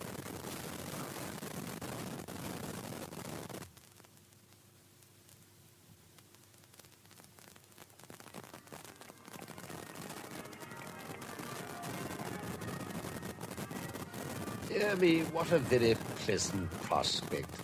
Pelton, I cannot imagine why anyone ever visits London during the week, when it's so charming on Sunday. I fancy the same might apply to most large towns, Doctor. Yes, you're probably right. The absence of people renders any street singularly attractive. Oh, but that is a cynical observation, and I really must do some work. Superintendent Miller has sent over all the papers on the Lewson case, sir, before the file is closed. Oh, thank you, Pelton. Letter found addressed to Lewson, opened by the police. Dear Lewson, I think it necessary to tell you plainly that this can't be allowed to go on. If the amount, £97.14 and 4pence, is not paid within 48 hours, I shall have to take measures that, etc., etc., etc. Yours faithfully, Louis Bateman. The gentleman seems to have got himself into debt. Yes. He seems to have dropped over £600 in the last 12 months. A shocking amount, Doctor. It is indeed.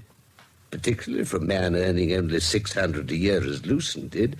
Now, where did he get the money for his speculations?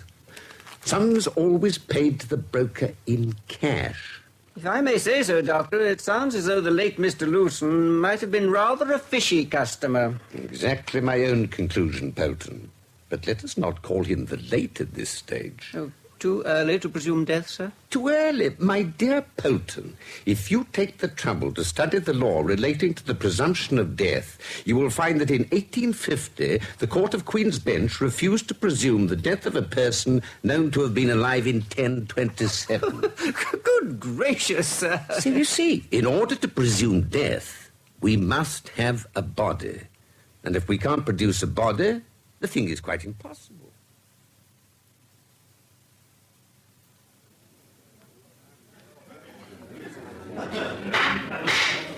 If you please, ladies and gentlemen, we come now to Lot 15, a most interesting item. So far in this sale of items from Professor Macquarie's valuable collection, we've had mainly familiar domestic items from ancient Egypt. Now we come to an Egyptian mummy. Yes, this remarkable lot is described in your catalogues as mummy of an official with portions of wooden coffin. Label on coffin gives name of deceased as Karma Heru, a libationer of the 19th or 20th dynasty. So you see, ladies and gentlemen, what a sensational and indeed awesome object you may become the fortunate possessor of. Now, who'll start the bidding? Come. This is not at all what I expected. Egyptian mummy, high rank in temple official, fine state of preservation, only a few trifling restorations needed. Why, you could dress him up in your uncle's coat and hat and he'd pass for a living man. At least for one that hadn't been dead very long. Well, really now, this won't do. Can't I have a few bids for this unique object? Who'll start it now? You, madam. 10 shillings. 10 shillings? It's worse than ridiculous, it's irreverent. You over there, sir. 15. Any advance on 15 shillings? A pound. Go in for a pound. Any advance on 20 shillings? Very well, then. Lot 15 goes for £1 to the gentleman with the grey hair and spectacles.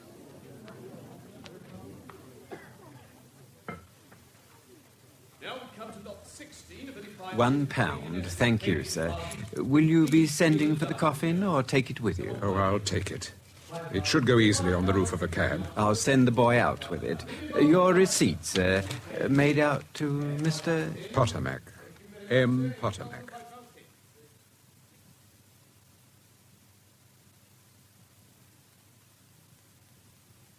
Mr. Potomac? Mr. Potomac? Oh, there you are, sir. What is it, Mrs. Gadby? Only that I can't find the key of the tool house. I thought you might have it in your pocket, sir. The key... Oh, yes, to be sure. What do you want it for? Well, there's a nasty nail come up point forwards right in the middle of the kitchen floor, and I wanted to hammer it down so nobody'd injure themselves. Oh, I see. Yes, well, I have the key on me, but as it happens, I'd rather you didn't go in because I've got some rather noxious artificial manure in there, which I'm keeping for compost. Oh, very well, sir.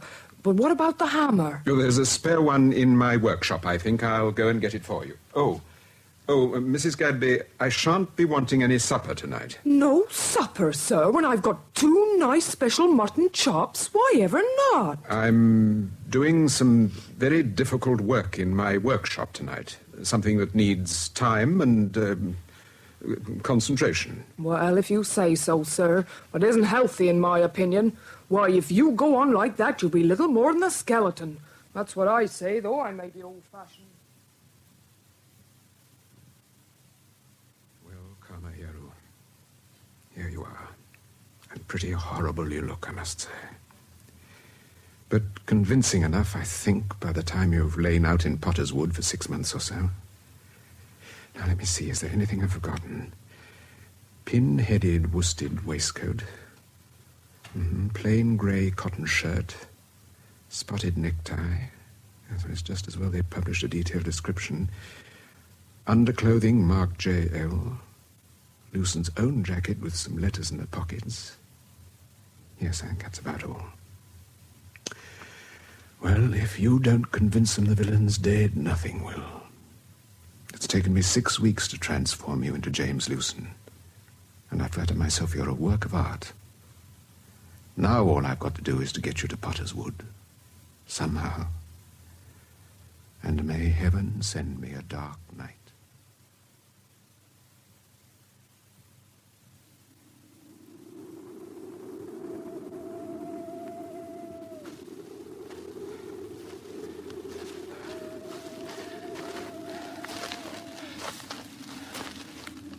Good evening to you, Mr. Potomac. Mr. Gallet. Startled you, did I, sir? Well, yes, I suppose my thoughts were elsewhere. You don't expect to meet anyone round here this time of night, do you? I certainly didn't.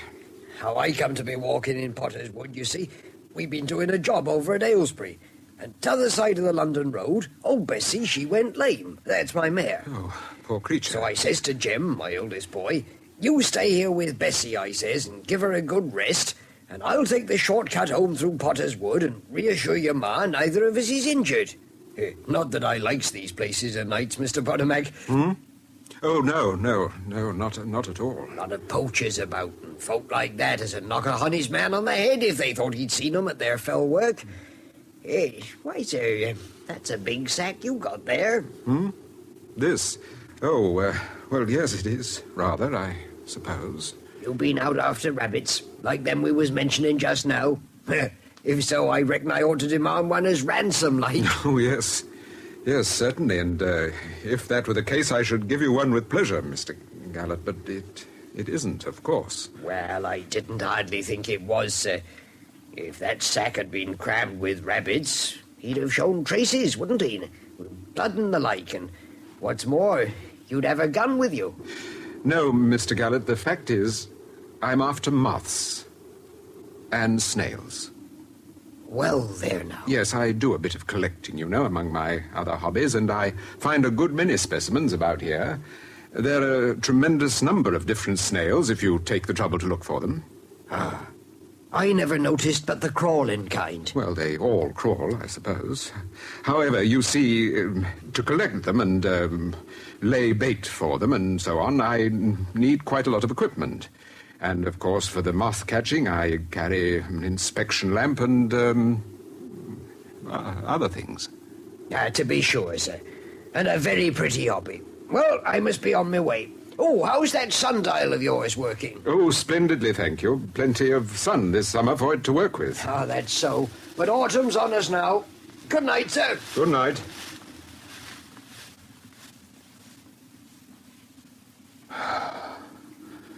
Thank heaven it was only Gallet. Well, try again.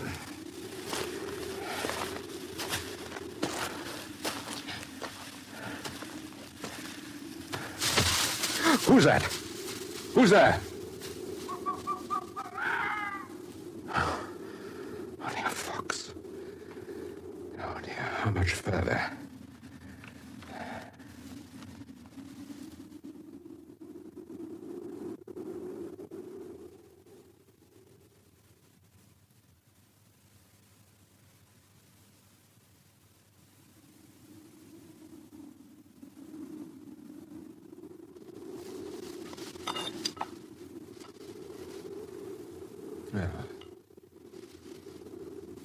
Well, there you are, Kamehiro.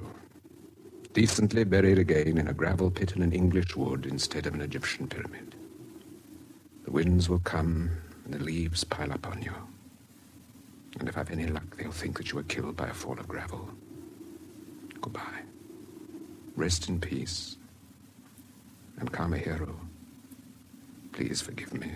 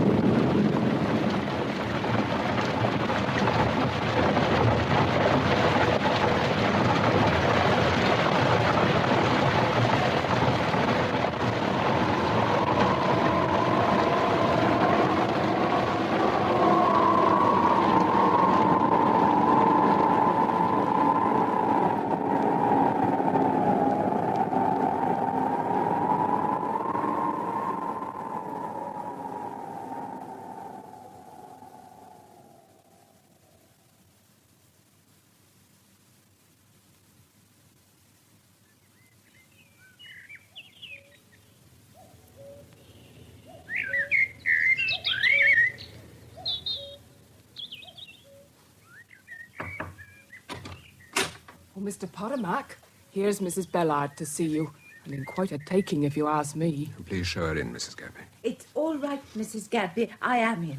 Shall I bring you and Mrs. Bellard some sherry, sir, seeing as it's still cold these mornings in spite of a late Easter? Yes, that would be nice, Mrs. Gadby, thank you. Marcus, have you heard about James, I mean? James? You don't mean to say that fellow has turned up again? Then you haven't heard. He's dead, Marcus. They found his body yesterday evening. The news is all over the town this morning. Good heavens. This is news with a vengeance. Where was he found? Quite near here, in a gravel pit in Potter's Wood. He must have fallen into it the very night he went away. Then he's been lying there all these months. But, I suppose there's no doubt it is Lewson's body. Oh, not in the least. Of course, the body itself was quite unrecognizable. They say it actually dropped to pieces when they tried to pick it up. Isn't it horrible? But the police were able to identify it by the clothes and some papers in the pockets. Otherwise, there was nothing left but the bones. It makes me shudder to think of. Yes, it does sound rather unpleasant. But it might have been worse. He might have turned up alive. Now you're rid of him for good. Oh, I know. It's an enormous relief. But still, what ought I to do, Marcus? Do? Yes. After all, he was my husband. What do you suppose you ought to do? Well, don't you think that somebody belonging to him ought to come forward to identify him? But, my dear, you can't identify his bones. You've never seen them. Besides, you say he's been identified already. Well, then, to acknowledge him. My dear Alice, why on earth should you acknowledge him when you repudiated him years ago? No. You just keep quiet and let things take their course. Think of all the scandal and gossip that would start if you were suddenly to announce yourself as Mrs. Lewson. Yes, I suppose so. You're still willing to marry me, dear, aren't you? You know I am, but don't let's talk about it now. No, I don't want to, but we have to settle this other thing. Suppose we were to marry in the reasonably near future.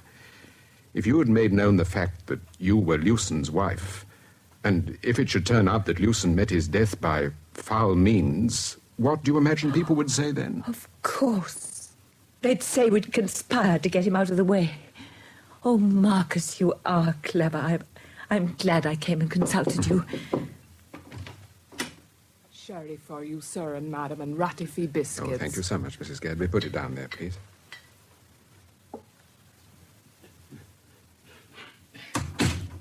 I suppose it would be callous and a bit wicked to drink a toast to us, Marcus. My dear, I think it might be. Let's say instead, to hope. To hope.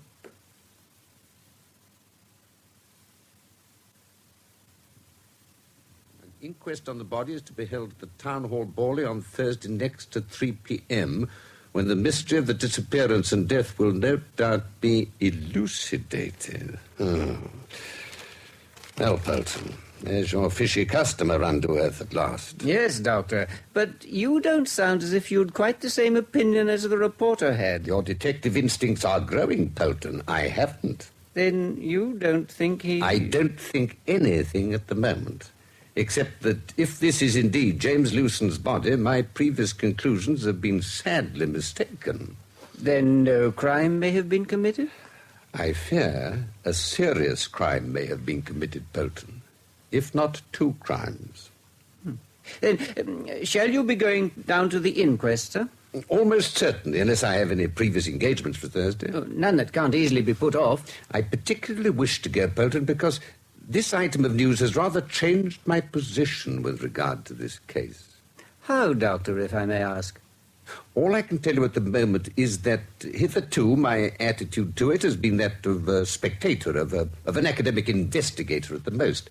Now I feel it may be my duty to take a more active interest, both as a citizen and an officer of the law. I see, Doctor. Then we shall be travelling on Thursday morning? We, Polton?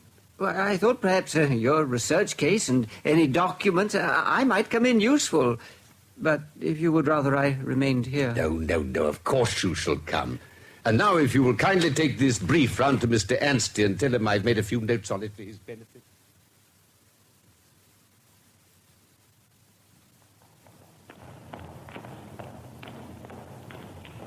Yes, sir. Looking for someone, were you? Oh, good afternoon, Sergeant. Yes, I was hoping to have a word with Mr. Browning, the coroner. Here's my card. Oh, yes, sir, I see. That'll be all right. I'll take you up to his office. It's on the floor above this. This is indeed an unexpected pleasure, Dr. Thorndyke, and a great honor, if I may say so. Most kind of you, Mr. Browning. May I introduce my assistant, Mr. Polton? How do you do? How do you do, sir? Pray sit down. Thank you.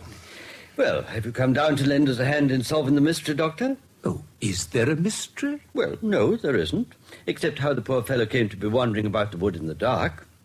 But I take it from your being here that you're in some way interested or concerned in the case? Well, not in the case, only in the body. Indeed. And my interest in that is rather academic. I understand that it's known to have been lying exposed in the open for 9 months. Now, I have never had an opportunity of inspecting a body that has been subjected to those conditions, and so I thought I would ask your kind permission to look it over and make a few notes. I see. So that you may know exactly what a 9-month-old exposed body looks like with a view to future contingencies. I would hardly put it so carelessly, Mr. Browning. But seriously, have you any objection? My dear doctor, of course I should be delighted to help you. Would you like to make your inspection now? Well, how would that suit you? Oh, perfectly. The jury will be going in to view the remains in about half an hour, but they won't interfere with your proceedings. In any case, you'll probably be finished by then. Are you coming to the inquest? I should like to. The evidence may help me to amplify my notes. Then I'll see that a chair is kept for you. And now I'll tell Sergeant Tatnall to take you to the mortuary and see that you and Mr. Polton are not disturbed while you're making your notes. There you are, sir. That's it. I'll have to stay at the door if it's all the same to you, sir, in case any of the public try to get in. Well, that's quite all right, Sergeant Tatnall. I should say they would be very ill-advised if they did, wouldn't you, Bolton? Very, Doctor. Horrible, isn't it? Unpleasant, yes, but interesting. Now, let us look at the deceased. Here is the pile of clothing I see. May I have the police description of Lewson? Here, sir. Thank you. Now, frieze jacket, pin-headed worsted waistcoat and trousers, grey cotton shirt, yes. Underclothing marked JL, yes. That all seems to agree. Now, contents of the pockets. Visiting cards. James Lewson, Perkins Bank, High Street, Bawley. Letters. Letter from the broker Bateman. Demand from bookmaker, laundry bill, tailor's bill, leather cigarette case, handkerchief. No keys. That's curious. A man who goes about without keys is going to find it difficult to open his own front door. Perhaps he had a landlady and she always let him in. Possible, but unlikely. And no loose money, you observe. In fact, the items are missing which would be most probably kept in a trouser pocket, as apart from the pockets of a coat or jacket. Does this suggest anything to you, Polton? No, Doctor. What ought it to suggest? Well, to me it has a very strong implication that the body is not wearing its own trousers. Ah, yes. But let us proceed. Go on. The shoes. The rubber-soled shoes of which we have so many excellent photographs. May I see those pictures again? I have them here. Thank you. Yes, there is the distinctive sole pattern, even the small knife cut on the right sole. You would say those were the same, Polton? Oh, confidently. Then you would be wrong. The central screws in the heels have their slots at a totally different angle from those in the photographs. In this picture of the right foot, you will see that the slot of the screw is in the position of the hands of a clock at 2:45. That's right. Whereas in the actual shoe, the slot is in the position of 5 minutes past 7. Now, the screws cannot have moved themselves. Therefore, these are not the shoes which made those footprints. Oh, dear me. Now let us look at the body. A sad and gruesome sight, Polton. If you would rather wait outside... No, I'll be all right, thank you, Doctor. I've seen worse. Yes, well, the description again, please. Here it is. The height and general measurement seems to agree, yes. So far as one can tell, it's difficult, though. Pity there's not more... Hello. What is it, sir? The nails. Do you see anything odd about them, Polton? Your eyes are younger than mine. A sort of orangey yellow colour, you mean, sir? That's right. Very interesting. Very interesting indeed. I think, Polton, that this case is going to prove even stranger than it first appeared.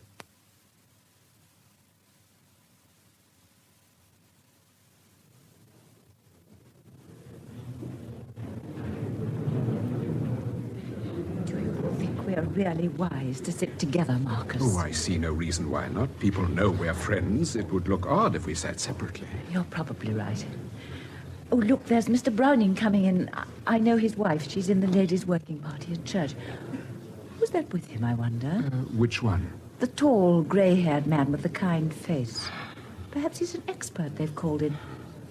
Marcus, what's the matter? You look quite pale. It's nothing, Alice. Just a stab of indigestion or something. Yes, he must be an expert. Mr. Browning is consulting. Just before we start, Dr. Thorndyke, you had a good look at the body. I made a thorough examination, thanks to you, Mr. Browning. Then would it be fair for me to ask you a question? Well, perhaps I could hear the question. Well, the medical witness I'm calling is the police surgeon's locum tenens. I don't know much about him, but I suspect that he hasn't had much experience. He tells me that he can find nothing definite to indicate the cause of death. What do you say to that? It is exactly what I should have said myself in his place. Thank you. Thank you. You set my mind at rest. Now, it's time we started. Now, gentlemen of the jury, the inquiry which we're about to conduct concerns the most regrettable death of a fellow townsman of yours, Mr. James Lewson, who, as you probably know, disappeared rather mysteriously on the night of July 23rd last year. Quite by chance, his dead body was discovered last Monday afternoon, and it will be our duty to inquire and determine how, when, and where he met his death. I needn't trouble you with a long preliminary statement, as the testimony of the witnesses will supply you with the facts, and you'll be entitled to put any questions that you may wish to amplify them. Well, we'd better begin with the discovery of the body and take events in their chronological order. Call Joseph Crick.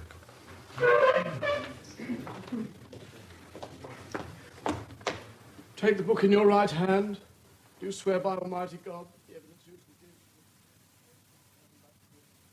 give? Well, me and Jim Wardle have been working in the pit of filling the cart with gravel.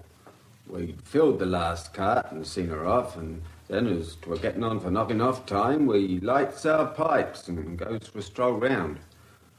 I happened to notice a tree that had fell down from the top of the face, and then I see something lying by the tree what had got a cap at one end and a pair of shoes at the other. It give me a regular start it did, so I says to Jim Wardle, I says, Jim, I says, that's a funny-looking thing over yonder, alongside the tree, I says. So Jim Wardle, he looks at it and he says, right you are, mate, so he do. So we walked over to have a look, and then we see it were a dead man. Now, Inspector Barnaby, can you tell us whether you took any other measures to identify the body? Yes, sir. I checked the clothing carefully, garment by garment, by the description we issued when Mr. Lewson disappeared, and it corresponded in every respect. Then I got the caretaker from the bank to look it over, and he identified the clothes and the shoes as those worn by Mr. Lewson on the night he disappeared. Excellent. I think, gentlemen, we can take it as an established fact that the body is that of Mr. James Lewson. And now, Inspector, to return to the clothing, you've mentioned several articles found in deceased's pockets. Was anything found in addition, anything of value? No, nothing, sir. Do you happen to know if deceased had any valuable property about him? Yes, sir. It's nearly certain that when he went away at about 8 o'clock on the night of July the 23rd, he had on his person £100 in £5 Bank of England notes. When you say that it's nearly certain, what does that certainty amount to? It's based on the fact that after he'd gone, bank notes to that amount were found to be missing from the bank. I see. And none of these was found on the body, nor any loose money? No, sir. Well, that raises an important point. The question of robbery now arises, and with it, the further question of possible murder. Can you give us any help in considering these questions?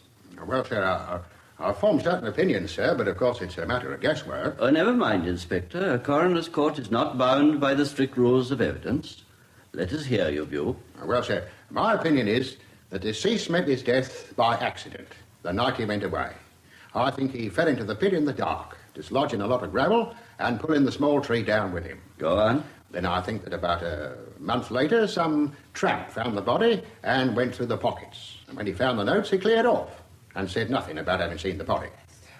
Have you any specific reasons for this theory? Oh, yes, sir. There's clear evidence that the pit has been frequented by tramps. I found in it quantities of wood ash and charcoal. I also found an old billy can and a lot of rubbish and a quantity of chicken and rabbit bones. So you consider the possibility of robbery with murder may be ruled out? I do, sir, on the facts known to me, and subject to medical evidence, of course. Exactly. You've given us valuable help, Inspector. When we hear Dr. McAlarney's testimony, no doubt it will clear up any points which may still be troubling the jury. Call Dr. McAlarney. Well, Doctor, I believe that you've made a careful examination of the body of deceased. Is that so? I made a most careful examination, sir. Though as to calling it a body, I'd rather describe it as a skeleton. Certainly, Doctor. Describe it as what you like. Perhaps the remains might be the most apt description. Mighty small remains, by the same token. But such as they are, I have examined them with the greatest care. And did your examination enable you to form any opinion as to the cause of death? I did not. Were any of the bones fractured or injured in any way? They were not. But can you give us no suggestion as to the probable cause of death? I'd only suggest that a 20-foot drop into a gravel pit is a mighty probable cause of death. There is nothing amusing in the circumstances we are discussing. But, Doctor, what you've just told us is hardly a matter of medical evidence. It's none the worse for that. Can you say definitely that deceased did not meet his death by any kind of homicidal violence? I cannot. He might have been strangled or smothered or stabbed or had his throat cut without leaving any marks on the skeleton. If he had fallen, as the inspector suggests, what would be the immediate cause of death? Well, the most probable would be shock, contusion of the brain, or dislocation of the neck. I think we realize that the first two causes would hardly be apparent in a skeleton. But would not dislocation of the neck leave recognizable traces? Well, only if it were accompanied by a fracture of the little neck bone, known as the odontide processus, the axis. But there's no such fracture in this case. I look for it particularly. Then we understand that you found nothing to indicate the cause of death. That is so, sir. Do the jury wish to put any questions to the medical witness? Very well. We need not detain you any longer, Doctor. Now, gentlemen of the jury, I need not occupy your time with a long summing up. There are certain mysterious circumstances in the case, as, for instance, how deceased came to be wandering about in the wood at night. But these questions do not concern us. We have to consider only how deceased met his death, and the position of the body, as Dr. McAlarney remarked, offers a pretty obvious explanation. The only suspicious circumstance was that deceased had clearly been robbed either before or after death. But you have heard the opinion of a very able and experienced police officer, and the excellent reasons he gave for that opinion, so I need say no more, but will now leave you to consider your verdict.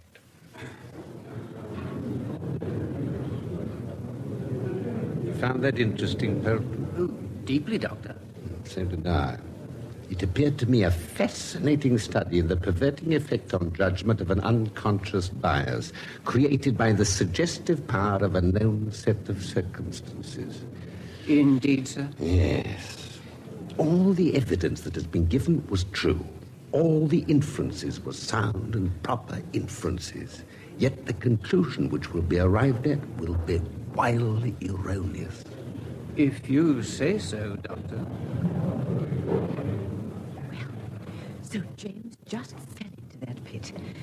I expect he was drunk. He usually was by that time of night. Yes, very likely. They didn't call that nice elderly man after all. I was sure they would. So was I. Do you think he's another doctor? No, a lawyer. Oh, they know him. No, I mean, well, not really. I happened to meet him once. He asked me the way to some place or other and said he was a lawyer. Oh, I see. Marcus, dear, you've been so strange in your manner this afternoon. You sure you're not ill or worried about something? No, my dear. As a matter of fact, at this moment, I'm very relieved and happy. Relieved? Oh, that they've taken this attitude about James. Yes, so am I, dear. Now there won't be any further inquiries, and none of the past need ever come to light.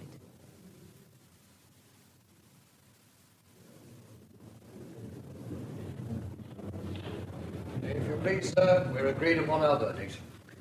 And what is your finding, gentlemen, on the evidence that you've heard? We find that the deceased, James Lewson, met his death on the night of the 23rd of July, 1904, by falling into a gravel pit in Potter's Wood.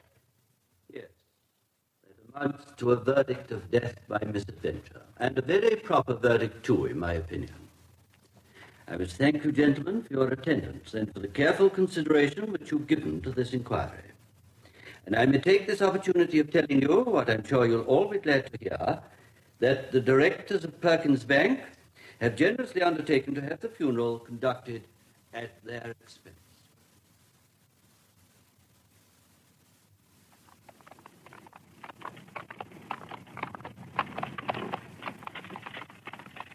Now, let's go back and have some tea, Marcus. I can do with it, can't you? I certainly can. Lots of teas, scones, honey. Those little biscuits Mrs. Gadby makes, what are they called? Cupids. Cupid. Then we'll go into the garden and plan next year's flowers. Why not this year's? It's only April. Oh, you stupid, Marcus. Because next year we might... You might be in a position to tell my garden how to behave. Huh? Well, yes. Oh, Marcus, I shall miss Lavender Cottage. But I do feel so at home in the chestnuts already. And so you should, dearest. Alice, I can hardly believe it. The shadow's lifted and we're free. Good afternoon, Mr. Pottermack. Oh, I'm afraid I startled you, but I thought you noticed me at the inquest. yes, I thought it was you, Mr. Thorndyke. John Thorndyke, and this is Mr. Polk. Oh. How do you do, sir? How do you do? May I present Mrs. Bellard, a neighbour? That is a friend. How do you do, Mrs. Bellard? How do you do? I've been wondering who you were, and Marcus, Mr. Pottermack, didn't tell me he knew you until the inquest was almost over. Oh, yes, we have met briefly. Have you a professional interest in this inquiry? Legally, I mean. Well, perhaps it would be truer to say medically. I am, how would you describe me, Polton? Dr. Thorndyke is one of this country's most distinguished medico-legal experts, sir. Indeed. And did you find it an interesting case, Dr. Thorndyke? Very.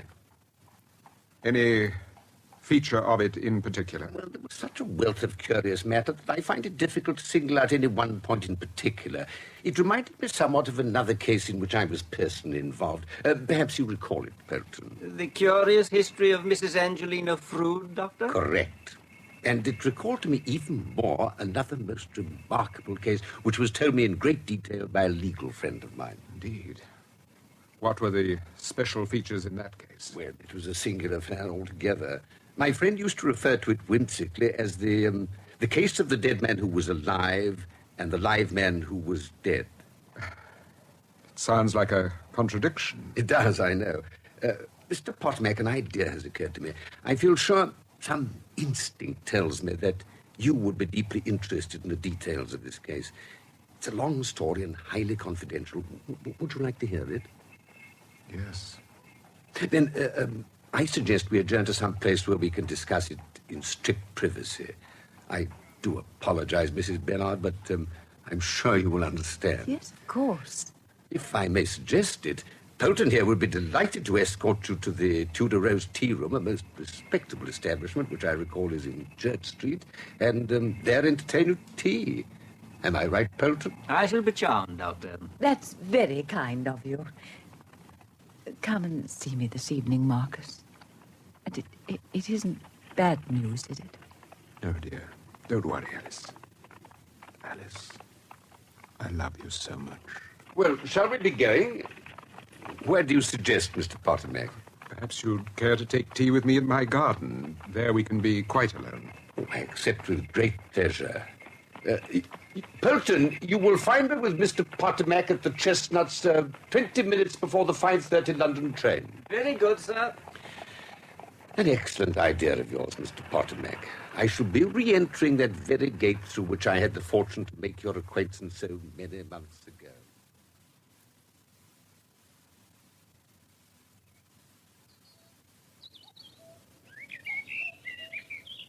I was just admiring your sundial, Mr. Potomac. It is completely settled on its plinth now, I see. Yes, quite. Oh, it's a great adornment of this lovely garden. How do you like the motto? Oh, let me see. I don't think I read it on my first visit. Sole orto spes decidente pax. Hope in the morning, peace at eventide. Ah, a pleasant, optimistic motto and new to me. Should I be wrong if I were to assume there's a well underneath? No. No, there is an old well. It had been disused and covered up, and I found it by accident when I was levelling the ground for the sundial. I very nearly fell into it. Ah, so you decided to put the sundial over it to prevent any accidents in the future? Yes. That would be about the latter part of last July? Yes, probably. Your tea, Mr. Potomac. Oh, thank you, Mrs. Gadby. I put the rustic table on the lawn. It was rather stuffy in the summer house, I thought. Yes, and them spiders, too. There we are. I've bought plenty of everything, but if you want more hot water, just call for it, sir. Yes, thank you, we will. Really, your housekeeper must have thought you were entertaining a Sunday school treat instead of one ascetic lawyer. However, I confess I'm quite hungry. May I help myself? No. Let me give you some tea. Thank you. Now, I expect you're impatient to hear about this case I mentioned. I'll begin with an outline sketch of it in the form of a plain story. Then, as you listen, you can tell me whether anything at all like it has ever come to your knowledge. Oh, my experience is more limited, but I'll do my best. Good. My legal friend told me then the history of two men whom we will call Mr. Black and Mr. White. At the beginning of the story, they were close friends, and both were at a bank we will call Allsops. A series of forgeries occurred, and suspicion fell on Mr. White. The evidence against him was striking, but to my friend, who heard about it much later, it was decidedly unsatisfactory. He was inclined to suspect that the crime was actually committed by Mr. Black. Was he really?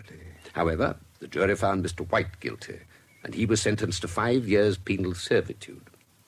After about a year, he escaped and made his way to the shore of an estuary, and there his clothes were found and footprints leading into the water.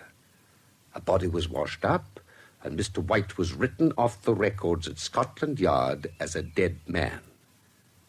But he was not dead. No? No. No, the body was probably that of some bather whose clothes Mr. White had appropriated. Thus he was able to get away and take up a new life elsewhere under an assumed name. And for the space of 11 years, he vanishes from our story. And then? Well, that closes the section my friend calls the dead man who was alive. Tell me, have you heard of any similar case? Yes. By coincidence, I have. With a difference. The guilt of my Mr. Black was not problematical at all. He admitted it. Even boasted of it. Indeed. We must bear that point in mind. Now I come on to the case of the live man who was dead. After 11 years, Mr. White reappeared in a small country town, having apparently prospered in the interval. But here he met with a stroke of bad luck. Mr. Black was installed as manager of the branch bank in that very town. And of course they met. Mr. Black recognized Mr. White and began to levy blackmail. Of course, Mr. White was an ideal subject. He was quite defenseless, for he could not invoke the law by reason of his unexpired sentence. Exactly. At first, he seems to have accepted this. But eventually he realized that there is no end to this sort of thing. The blackmailer is always ready to begin over again. At this point, my legal friend is unable to say what happened. Probably Mr. Black came to Mr. White's secluded garden to make fresh demands. At any rate, he went down Mr. White's well, dead or alive. In the case I heard of, it was accidental. He was drunk In the course of a fight, he fell across the opening of the well, striking his head on the brick coping and dropped down it. At all events, down the well he went. But it happened that on the earth path outside Mr. White's garden, Mr. Black had left the prints of his distinctive rubber soles, which could clearly be seen stopping at Mr. White's garden gate. Well, what was Mr. White to do? Obliterate them, or continue them past his gate. Exactly. And this he did, by means of a plaster mould of the original prints. It would take too long to tell you how my learned friend deduced this. Suffice it that he concluded, rightly, I think, that Mr. Black had gone in at that garden gate and never come out again, and that for some reason Mr. Black's own shoes were not available. Why? He had not been buried. There was not time. Then he was down the well. The well which my friend had gathered stood below the sundial in Mr. White's garden. He took it for granted, did he? No. No, he looked it up on an old map. And when he noticed a sack of plaster of Paris outside Mr. White's workshop and saw the skill with which he handled tools, wearing spectacles with plain glass in them, he knew how the footprints had been made. Your friend seems to have been singularly thorough in his investigations. He was. He traced back Mr. Black's history, and it led to Mr. White. He pursued cause and effect until they showed him exactly why Mr. White, assuming he was alive, should want Mr. Black out of the way. He ascertained that Mr. White was alive by taking his fingerprints to Scotland Yard. And they identified them? Not as those of a living man. My friend was very cautious. And what action did your friend take?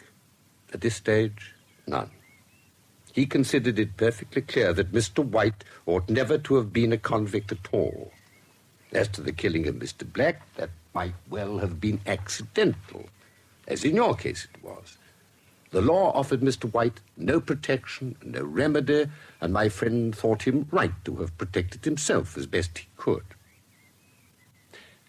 But then, of course, the alleged body of Mr. Black turned up. Yes. This put my friend in a very difficult position.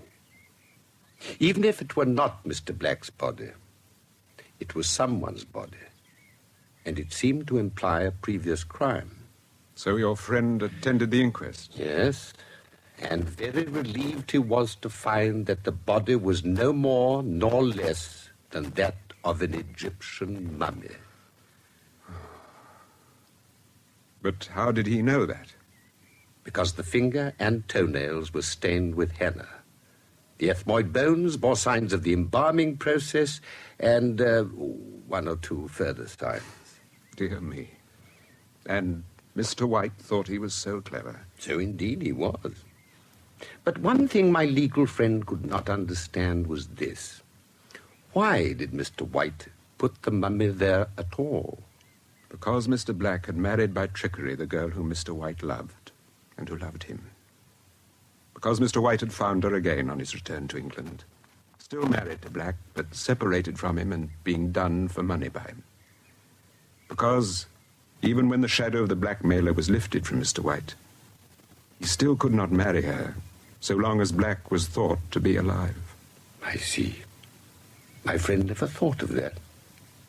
Tell me, did the lady recognize Mr. White when they met again? I think she recognized something in him. I don't know how much. Perhaps she knew him altogether. The ways of women are beyond me, Mr. Potomac. Well, as I was saying, with the discovery of the mummy, my friend's interest in the case came to an end. But you haven't finished your story.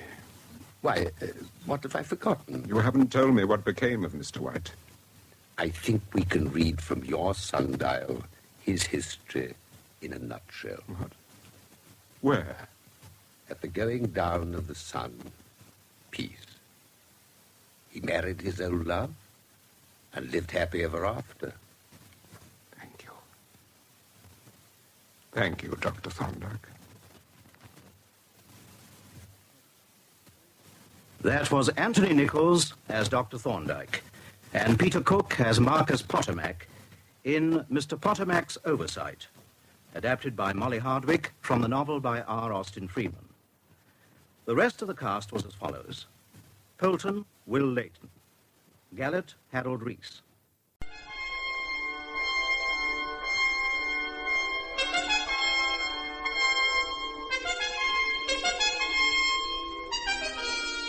A Bullet in the Ballet, dramatized by Pat Hooker from the novel by Carol Brahms and S.J. Simon. With Simon Callow, Nicholas Grace, Boris Cesarov, Trevor Nichols, Sean Phillips, Vladek Shabel, and Peter Woodthorpe. In the mid-1930s, the ballet Stroganoff is opening its London season with a performance of Stravinsky's Petrushka.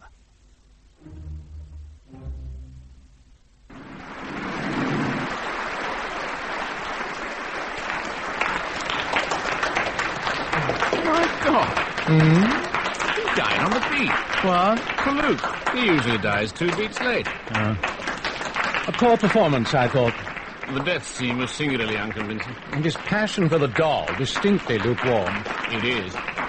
Where is he? Palouk, he isn't taking his curtain. My God, neither he is. Ah, now we'll know. The great Stroganoff himself. My friends, ladies and gentlemen, I am desolate to tell you that it is not possible for Anton Palouk to receive your applause tonight. He has been taken ill. Oh, dear. No doubt the incomparable performance which you have all enjoyed has exhausted him. I think. What's half the interval? Oh, the new Navage now. Oh, God. Shall we go round and see what's happened to Palouk? By all means, anything to take my mind off what's to come. He must be ill to miss his curtain. Who, Palouk? Dying, I imagine. Oh, but I'm simply frantic about Anton. No, I'm sorry. Excuse me, I've known Anton for 11 years. But you've simply got to let me. There is here, McCabe. He's expecting me. Missing a curtain. No, I'm sorry, but nobody can see Mr. Palouk. I've got to go. I always see Anton after a performance. Yes, and he had to make do with I'm me. Petunia Platch of the Daily Distorted. I want to ask His contract. I'm sorry. Said, but I simply must see how dear Anton is. He stays!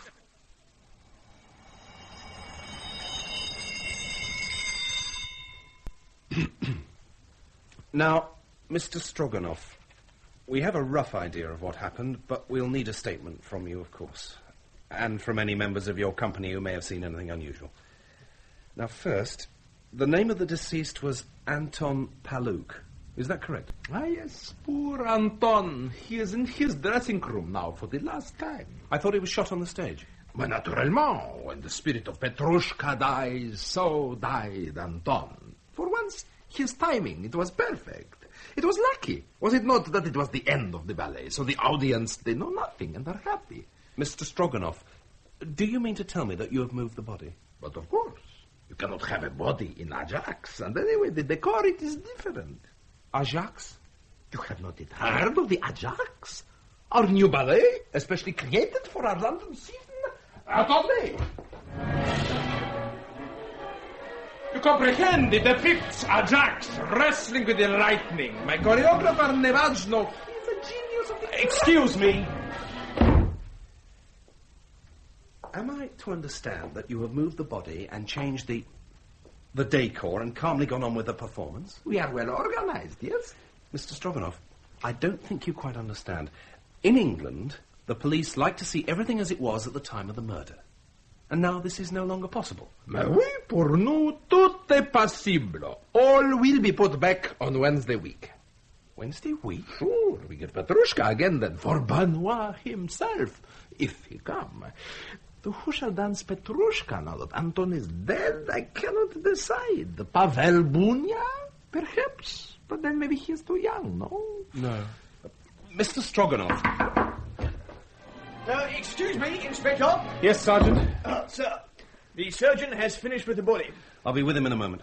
Oh, and Sergeant, have you started taking these statements yet? Well, it's a bit difficult, sir. How do you mean? Well, most of the company have gone home, sir. Gone home? But of course, in Ajax, the corps de ballet, it is not required. Well, get them back. Now, sir? You've got a list of names and addresses, haven't you? Well, it's a bit difficult, sir. How? Well, sir, everyone here seems to know who everybody's living with, but nobody quite knows where. Try the stage doorkeeper. I have, sir. Somebody else, then. I have, sir, but... But what? Well, they seem to think... Well, sir, they seem to think I mean something else. How do you mean, something else? Well, they seem to think I'm making advances to them, sir. Wanting to know where they live and that. Ask some of the men, then. It's the men I'm talking about, sir. Oh. Well, get on with it. Very good, sir. And shut that door! Shot through the head, Inspector. Range of 10 yards or over. Death instantaneous. I could have told you that. You're dead. And who are you, sir? I am the Balletto Medico. I beg your pardon? He's the doctor, Inspector, who saw Anton's body before it was moved. I sent for him immediately the curtain came down. And you are... Stanley Spencer, Inspector. I'm Mr. Stroganoff's personal assistant, his right-hand man, if you like. I knew at once something was wrong. Stanley? Yes, Mr. Stroganoff. Go away. But, Mr. Stroganoff... Go away. Now, Inspector, you have everything you wish, because soon the Ajax is finished, and I must make a speech. Not quite, Mr. Stroganoff. If you wait just a moment. All right, you can take the body away now. Where are you taking my Anton? I'm afraid it's necessary, Mr. Stroganoff. Don't distress yourself. But the costume! We will need the costume when we perform Petrushka again next week. We'll see you get it back. Terrible. Terrible. Yes, I can understand it's very upsetting for everyone. Oh, no, the murder. The new ballet, the Navagno. Terrible. I gather you were in the house, Doctor, at the time of the murder. I'm always in the house. I've been present at every ballet premiere bar one for the past 15 years. Which one? Navagno's Gare du Nord. Why? I was down with the flu. For just one moment I feared it was because you do not admire the work of Navagno. I don't. What do you know about ballet? Nothing at all. You are Now, not Mr. Stroganoff, I'm afraid I will have to see the scene of the crime at once. Just as it was at the time of the performance, with everybody who was on the stage then, on the stage now. Pardon? I would like you to reenact... But it is impossible. I'm sorry? Well, first there is Palouk. He is dead. One of my men will substitute for But me. it is a role bien compliqué. No policeman will be able to dance it, even if he could learn quick enough. Mr. Stroganoff, But all I want... It is not necessary for you to see it. Imagine it yourself. It is the last moments of Petrushka, the puppet. He is dead in the hands of the charlatan. A sawdust doll. But the spirit of Petrushka lives on. I'm afraid I've never seen Petrushka, Mr. Stroganoff. Pardon? I've never seen any ballet at all. I don't think you quite understand, Mr. Stroganoff. The inspector is not interested in a dancing performance. He just wants to see the scene of the crime. But that is not possible. All I want... But my company is tired. Come tomorrow, and all shall be prepared. I want it now. Tomorrow at 12.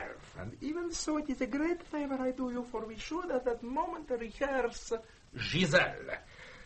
You would like to see Giselle instead? No? No.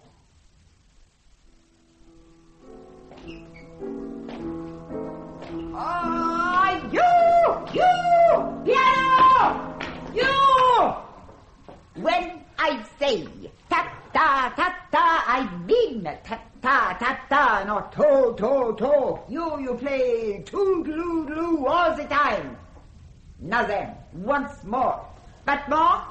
Force des petits and des grands. Attention, and...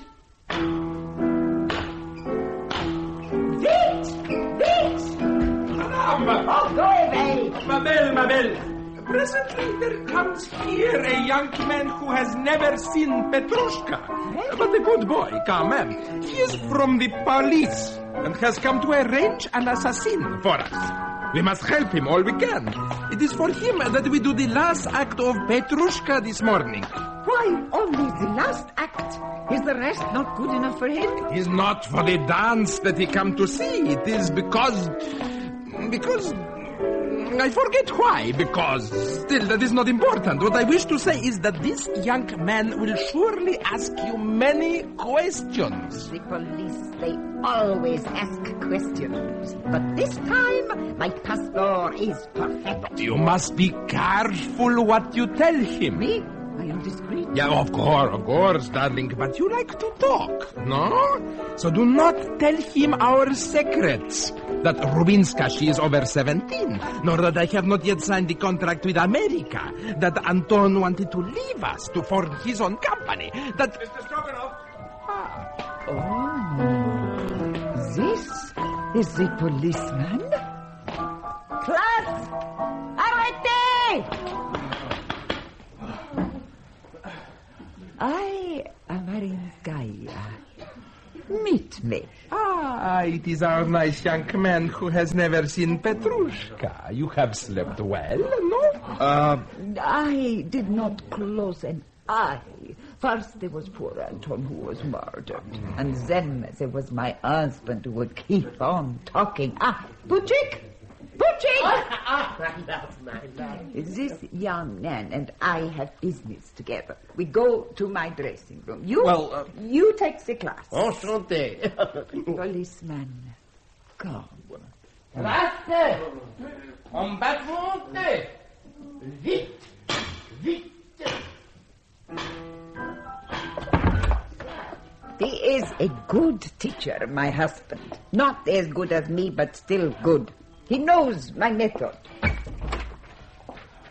No! We have a nice little chat while Stroganoff he go down and prepares the stage. But my belle, I must implore you. You are impossible. I have worked for Murkin, Reinhardt, Ziegler, and all. And you are more lazy than any of them. Petrushka yesterday was a disgust. Not only did you allow poor Anton to die, but the bear, he came on like a fox terrier. Here is a young man who will see Petrushka for the first time, and are you interested? No, you care nothing. You are not an artist, only a man of business. Me? You. Mabel, why you flatter me? Go away. Now, Monsieur the policeman. Madame Aranskaya, I understand you're maitresse de ballet of the Stroganoff Company. Cigarette? No, thank you very much. But they are the very best Russian. No, I assure you. I understand you were present during last night's performance. I was wondering whether you noticed anything unusual. But you are beautiful. I beg your pardon? Not like the last policeman who spoke to me. I ask you. He could not understand that there was this landlady who could not make coffee, who stole my underclothes, who still expected to be paid. Now, I stay always at a hotel, a good hotel. The Savoy, I believe it is called. And there they do not steal your underclothes. But the coffee... Was Palouk living at the Savoy? No. He lived with Pavel. It is disgusting that he still like men after I go to all that trouble to seduce him. I beg your pardon? Mais c'était très intéressant, you comprehend. Palouk, he did not want. He, mauvais sujet. Havelock Ellis, you have chapter about it. But who can resist Aranskaya? I'm sure no one. You were in love with him? Me? No. We sleep a little, that is all. Me, I love only my husband. And did your husband know of this, liaison? Pardon? Oh, but of course he know. Everybody know. My husband tell me himself it would be no good, but I do not listen. Really? When did this happen? Oh, it is now 10 years. You must understand, I am now old. I do not have many lovers now, but at your age it was different. I must tell you the time with the Grand Duke. He came to me. Where were you at the time of the murder? In my box? With Stroganoff? No. Stroganoff, he lived before the end. Then you saw Palouk die? Yes. And for once he died beautifully, right in the middle of the beat. I thought it was a fluke. It was only afterwards I realized that someone shot him in good time. Who told you? It was Rubinska, I think. Yes, I am sure, Rubinska. She was crying when I go to her dressing room to tell her how bad she danced. So naturellement, I ask her what is the matter. I'm so tired, moi. And she tell me Paluk was shot. And how did she know? I don't know that. Maybe she shot him. Who knows? Would she have any reason to shoot him? We Russians, we do not need a reason. She loved him. That is plenty. And Paluki no longer love her. That is more than too much. He had left her for another woman. That's exactement, but he left her. And you think she shot him to revenge herself? I think nothing. Maybe she do, maybe she don't. Anyway, he is dead, so let us not talk of him anymore. It depresses me. Now, I take you to see Petrushka.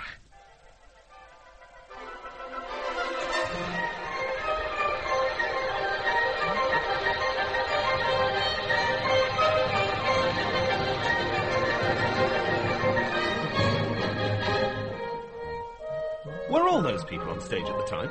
But of course, it is the fair. St. Petersburg, 1830.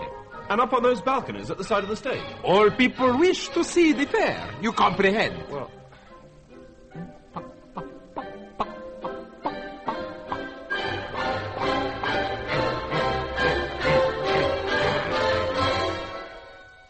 Ah! What? Mon Dieu! It is my husband! Why? the good old one is always asking me to allow him to dance Petrushka, and today it cost nothing to give him that pleasure. That's Petrushka. Petrushka, yes. And the Moor, the black man, you see, he's run out now into the square after Petrushka, and he killed him. Zut. Kills Petrushka. Now? No, in a moment, perhaps. The old man, he is a little slow. You mean it was at this moment that Paluk... No. It's only the puppet that he murders. It's symbolic, you see. Petrushka is more than just a sawdust puppet. He's... Hey! You! Yes? Who's that? Well, Dancing the Moor, Pavel Bunyapa. You call yourself a conductor. You cannot conduct a brass band. You cannot count to 9 in the bar when you hear them. You do not watch the stage. A true art. But who would when the Barry Stroganoff is upon? Suka, Schwarz, Gerber, Pascudo, Sarazarien, tu pagadena, bastard! Hey, you, conductor. Conductor!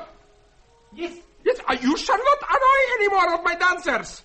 You watch the stage and you take your time from them. You hear me? And afterwards, you are sacked. No, you can't sack him, Mr. Stroganoff. His contract is watertight. Poof! My advocate is soon alter that. Now go on, Kakan. Proceed, continue. I have here a man who has never seen Petrushka, and this is the effect you show him. And what you say about my company? I sue you for it. It is a libel. Slander, Mr. Stroganoff. Oh, go away. You see, Inspector, while all the people cluster around Petrushka's corpse, the dancer can crawl away so the audience doesn't see him round the back of the booth. And the charlatan. That's the magician who controls the puppets. Someone has gone for him. Yeah, and we found him in some alehouse, doubtless remembering fondly those good old days when he only had to worry about performing bears, not a lot of temperamental puppets. And all this time, the Petrushka, out of sight of the audience, is climbing up the ladder at the back of the stage. Be careful, my darling. It is all right, my love. I am almost up.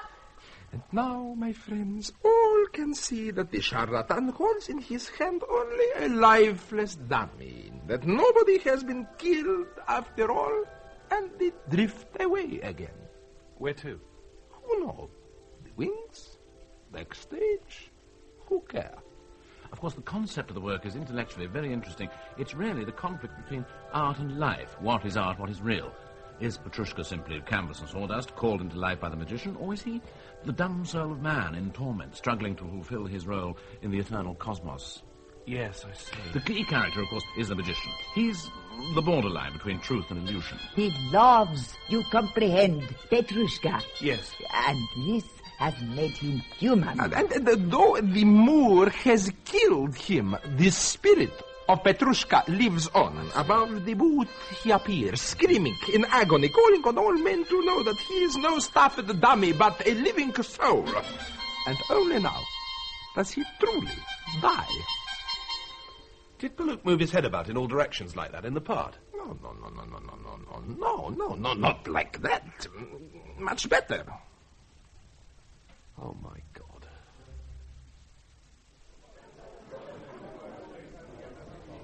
Inspector Quill, mind if I join you? Not at all, Mr. Spencer. Oh, please, call me Stanley. You see, I've one or two theories about this case you might like to hear. Oh. I realise, of course, that everybody connected with the crime is under suspicion, and I will therefore give you my alibi. Thank you. At the opening of the last act, I was in Stroganoff's box. Presently, I said something, and he told me to go away. He's always telling me to go away. So I went backstage to congratulate Rubinska as she came off stage. Rubinska? That's the girl who danced the doll. Oh, so you've noticed her? Of course, you can't help noticing her. She's wonderful. She's my girl. I thought she was in love with Anton Paluk. Oh, that? That wasn't anything serious, just a passing infatuation. She's just a normal, healthy English girl, Inspector. And after the fascination of being admired by all these pseudo-celebrities and lesbians, she'll fall into my arms. I'm quite positive of that. Oh, quite. So your alibi is that you were talking to Rubinska when the shot was fired? Well, not altogether. Oh? As a matter of fact, she went straight past without seeing me, and young Kusher Ranieski collared her. He's hopelessly in love with her, poor devil, and they went off whispering. I didn't like to butt in, so I stayed where I was and watched Anton. Curiously enough, I was just thinking what a wonderful target he made up there on the roof when somebody shot him. It's rather a coincidence, wasn't it? What made you think of targets? Well, there's no point in trying to conceal it, Inspector. I'm rather a dab hand with a revolver. As a matter of fact, I practice at the Leicester Shooting Galleries every week. Oh, do you? Oh, my God, Inspector, you didn't think... look, the wings were full of people. Good Lord, if you really suspect me, I can give you a list. No, that's quite all right. Of course, it's very difficult for you, isn't it? I mean, just about anybody could have done it. Yes. Anyone could have stood on one of those balconies at the side of the stage. No one would have noticed them. No. Or in the wings, of course. Yes. Because, of course, everyone was watching Petrushka die. Yes. So it could have been anybody. Yes. Of course, what you have to do, Inspector, is seek the 3 cardinal clauses. And what are they? Means, motive, opportunity. Oh, yes. The means we know. A revolver fitted with a silencer. I dare say you'll find out who had the opportunity with some routine work. I dare say. And when it comes to motive... well... Yes? Well, Inspector, I mean... de mortuis nil nisi and all that. Well, it's no use blinking the fact that Anton Paluk was a bit of a binder. Was he, no? Oh, yes. In fact, a thoroughly nasty piece of work. Have another drink. Thanks, don't mind if I do. 2 more of the same, please. Right, sir. He had no scruples, no sense of honour. He'd never been to public school, you see. Oh. In fact, Inspector, to be quite blunt, he was both a sex maniac and homosexual. He quarrelled with everybody. Could you be a little more specific? Well, take Stroganoff. Stroganoff made Paluk. When he found him, he was a nobody. But was Paluk ever grateful? No. Always making trouble, always demanding more salary, always threatening to leave. In fact, this is confidential, of course, he'd been planning to form his own company and take most of Stroganoff's best dancers with him. Well, Stroganoff was quite worried about it. Was he now? Thanks. Keep the change. Oh, very kind of you, sir. Awfully good of you. My pleasure. Or rather, Scotland Yard's. Go on. Cheers. Cheers. Oh, where was I? Mr. Stroganoff was worried. Ah, indeed he was. So, in a way, Paluk's death is quite a good thing for Stroganoff. Oh, not, of course, that I think for a moment the old boy did it. No. Then there's Volti Subito, the conductor. We saw an exhibition of his temper this morning. He and Paluk were deadly enemies, and I happen to know he's a first-class shot. Any other suspects? Oh, plenty. It's unpleasant talking about it, but there's no doubt there's a lot of, well, unnatural sex. You know what I mean, Inspector? I think so. In the company. And I must say that the passions do seem far stronger than what you'd find among ordinary, healthy Englishmen. I'm sure they do. Palouk had recently started an intimacy with Pavel Bunia. You know, the chap who danced the Moor this morning, who kicked up the fuss with the conductor.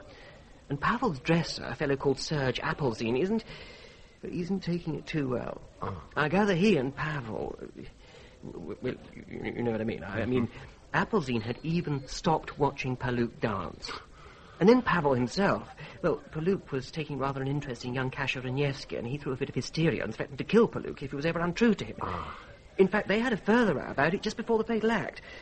Of course, I didn't think anything of it at the time. Had I known I'd find myself assisting Scotland Yard in a murder case, I would, of course, have kept my eyes skinned. Believe me, I would, Inspector.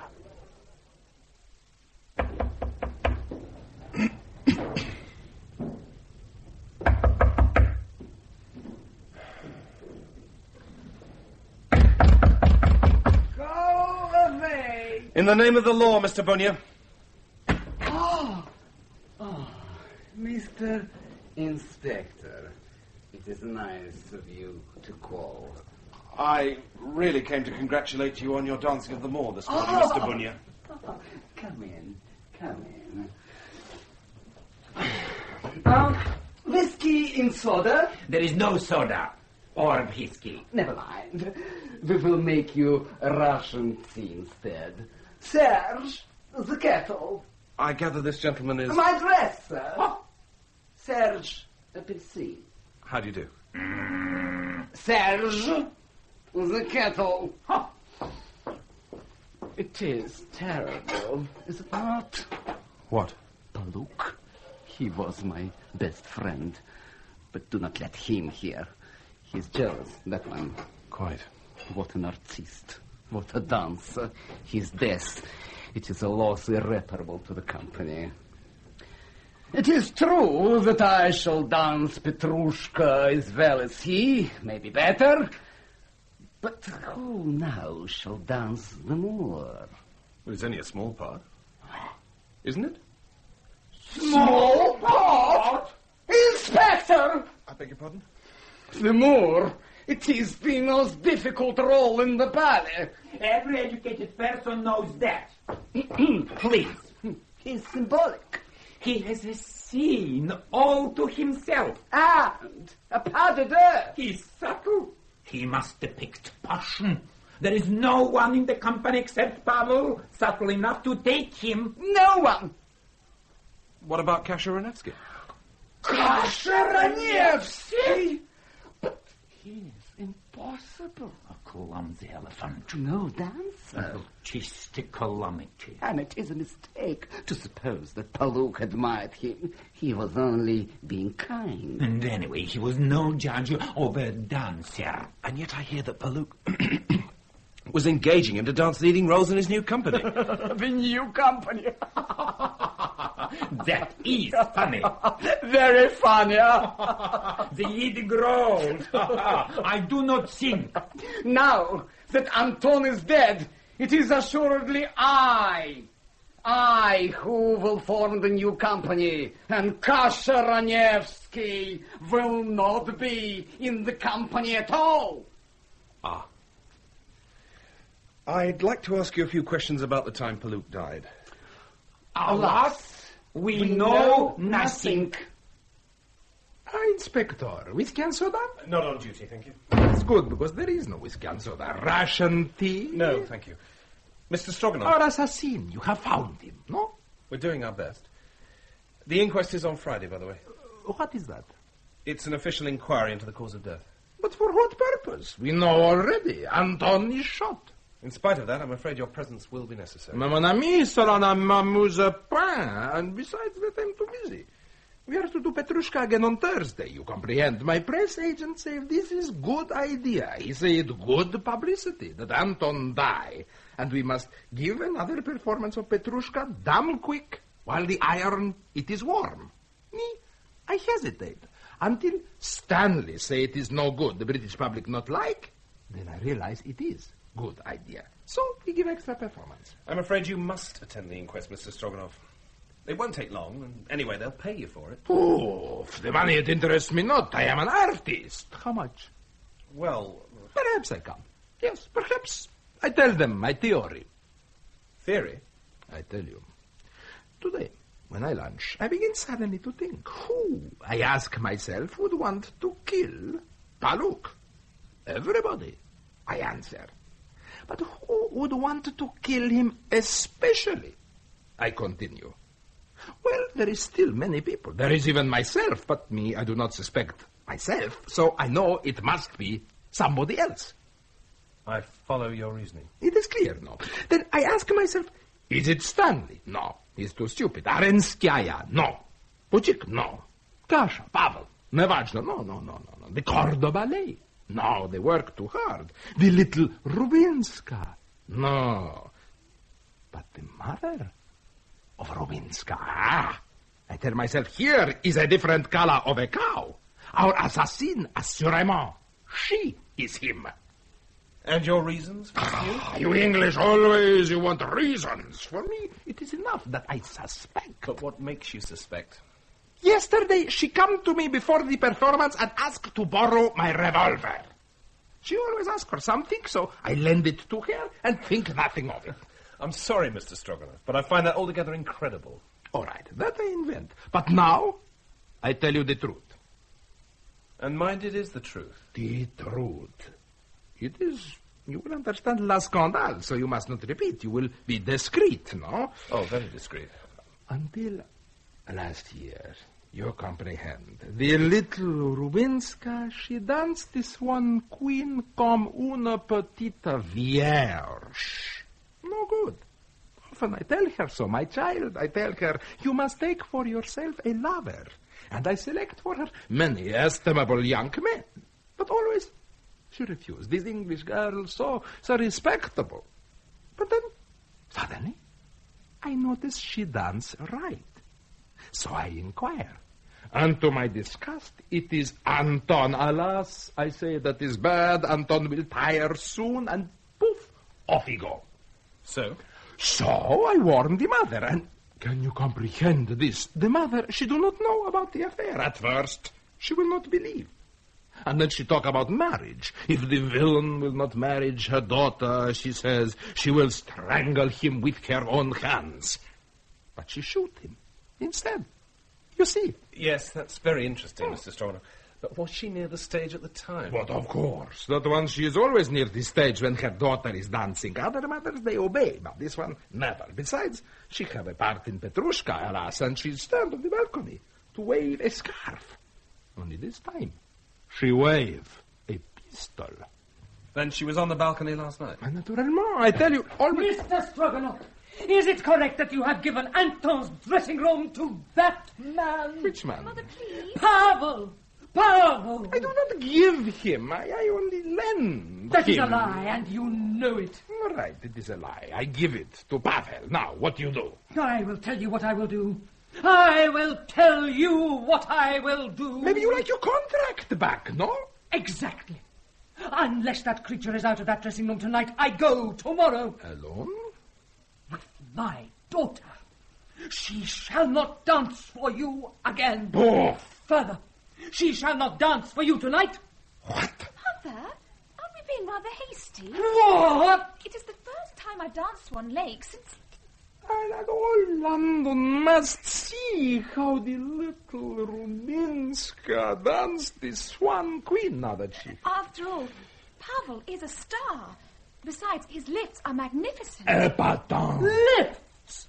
You have been ignored, insulted, pushed aside for the benefit of a man who looks like a lounge lizard and dances like a policeman.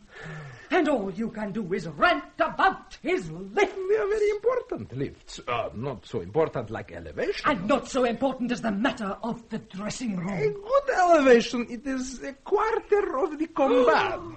In the other 3 quarters, it is the management. You dare a good management, it is like the mother of a dancer. You push, It prays, and it is always by her side. If you imagine you can flatter me into forgetting my daughter's interests for one moment, you are wrong. That dressing room... We will not discuss that now. It is not important. What is important is that my company are good comrades, that we work together, that we turn over every stone, that we all one happy family until Wednesday week. Your daughter then must dance the doll before Benoit himself, if he come. And if he do not come, we do not tell the papers, so the effect it is the same. So how can you think of dressing rooms at such a moment? Besides, I just decided not to give it to anybody. I give it to our friend Quill here, who is to help us find our assassin. He is from the police, and very quick to catch assassins.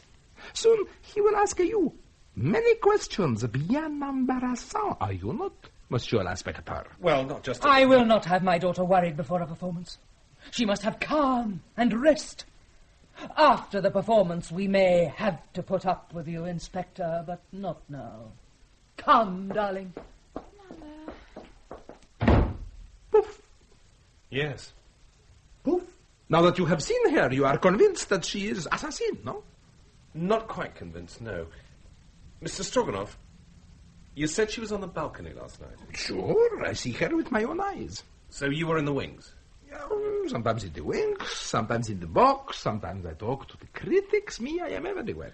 But where exactly were you at the time of the murder? That does not matter. I'm afraid it does, Mr. Stroganoff. It was an unpleasantness, you understand, so I do not speak of it. I'm afraid you must. But it was nothing. What was? All right, I am in my box, you comprehend, and suddenly I see an imposter in the right-hand balcony, an impersonator. So me, I run to the wings, borrow the Arabian dressing gown, and I climb up to catch him, blue-handed. But I'm too slow. And when I arrive, he already invisible. So I come down, but then Anton is dead, and I am too busy to take him off. And who was this imposter? That is a matter for the ballet Stroganoff only. In a case of murder, it's also the business of the police. I must insist on his name. I forget it. It is difficult to remember all these long Russian names, no? Mr. Stroganoff, I'm afraid that if you don't remember, we'll have to explore other ways of finding out. And that will involve much investigation. Perhaps even the cancelling of tonight's performance. You cannot do that. I'm afraid we can. Who was it? Serge Appelsin. Ah, Inspector. Whiskey and soda? There isn't any. No. Russian tea? No, thank you. Mr. Putik. Putik, you have come to congratulate me on my performance this morning? Yes, indeed. Marvellous. Mr. Putik... It is the tradition, you see. Me, I was present at the very first performance. And afterwards, Benoit himself, he said to me... Mr. Putik. Putik? Mr. Putik, I understand that you were among those who occupied the right-hand balcony during the performance last night. It is true. I, Putik, Premier Ballerina of the Mariinsky, who danced before the Tsar, the Kaiser, and many presidents, and received their congratulations. Now, I walk on the balcony. But what would you do, eh? One must leave. And they say that I am too old to dance. But they are wrong. My legs are a little tired, maybe, but my technique and my character, they are still unequaled. Did I not prove it this morning? You certainly did. You understand. You are an artist. But the others, they are not convinced. I will convince them. You will see. Of course you will. But when you were on the balcony, did you notice anybody or anything that struck you as in any way unusual? I noticed that Anton, he danced disgusting.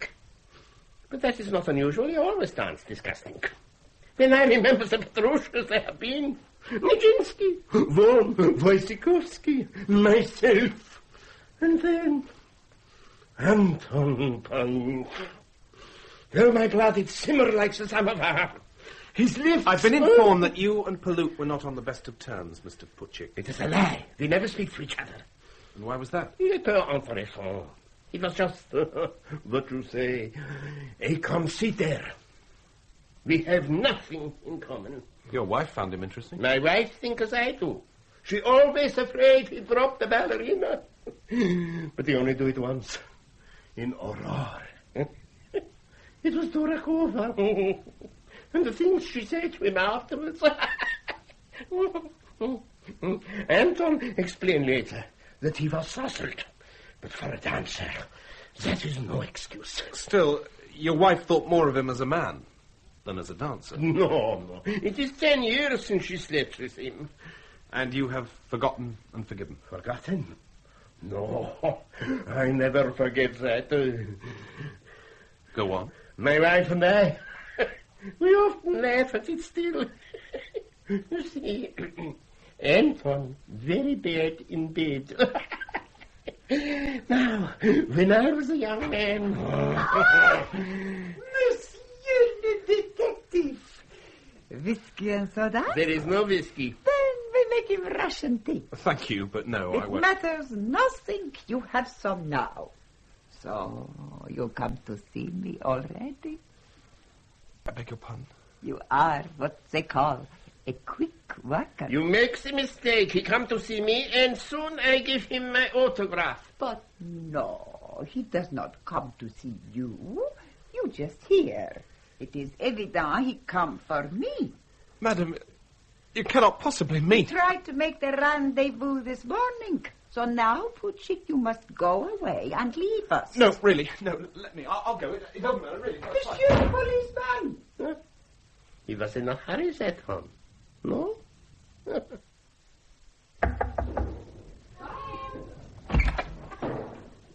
I hope I'm not disturbing you, Miss Rubinska. Good evening, Madam Rubinska. Good evening. I just wanted to congratulate you on your performance tonight, your Swan Queen. You liked it? It was marvellous. Unforgettable. But now your performance is over, may I ask you some questions? About Anton? You were very friendly with him. I was his mistress. Of course they were engaged. That is a lie, Mother. We were not engaged. In fact, our affair was over, as everybody in the company has no doubt already informed the inspector. Well, you will find me at home with your father when you have recovered your senses.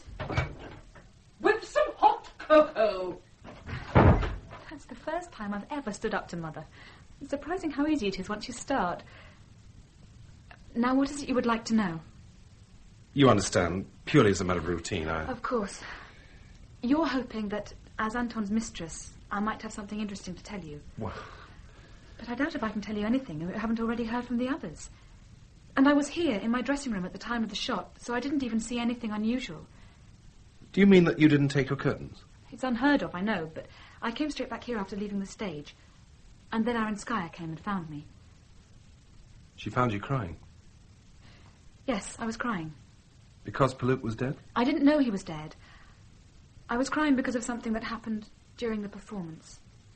That's why I didn't stay for my curtains. Can you tell me what upset you? It was nothing to do with the murder. Very probably not, but in these cases... It was nothing. Just that Anton and I had a quarrel during the performance. Go on. Well, you know that when the curtain rises, the puppets are waiting in their booths. Me and the Moor and Petrushka. Yes. Well, my booth is next to Anton's, and the walls are very thin. So I spoke to him through the wall of the booth in the first scene. And he wasn't too unkind. Not that he said anything definite, but... One moment. The booth on the other side of you, if I remember rightly, is occupied by Pavel, who was dancing the Moor. Do you think he could overhear your conversation? Oh, he could. And did. They had a terrible row backstage, Anton and Pavel. About you? About me. But I didn't hear about it till much later. And when I was back in the booth in the last act, I spoke to Anton again. And this time he wasn't so kind. In fact, he was just beastly. Miss Rubinska. He said it was sick to death of being pestered by jealous women, or men for that matter. That when he was through, and couldn't I and Pavel console each other and leave him alone? He was shouting, Inspector. Pavel heard him. I know he did. And so did Kasia, I think, though he never said anything, but he was waiting for me when I came off, and he took me back here without saying a word and left me alone to cry. He's a dear boy. Miss Rubinska, I'll leave you now. Thank you for being so frank with me. Miss Rubinska? Yes. I'd just like to say again, tonight was a revelation to me. Your dancing, I mean. And the whole ballet. There was one moment... The Adagio, is it? Yes, the Adagio. There was one moment after you've danced with the prince when you fall to the stage.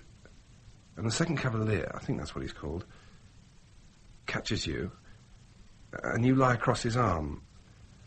And he looks down at you, and you look up at him. And there was a kind of stillness. In that moment, Miss Rubinska, Yes? there was magic. Who was dancing the second cavalier? Kasia Raniewski. Inspector Quill. Yes, Stanley, what is it? I found something frightfully important. Later. But it's important. What, then?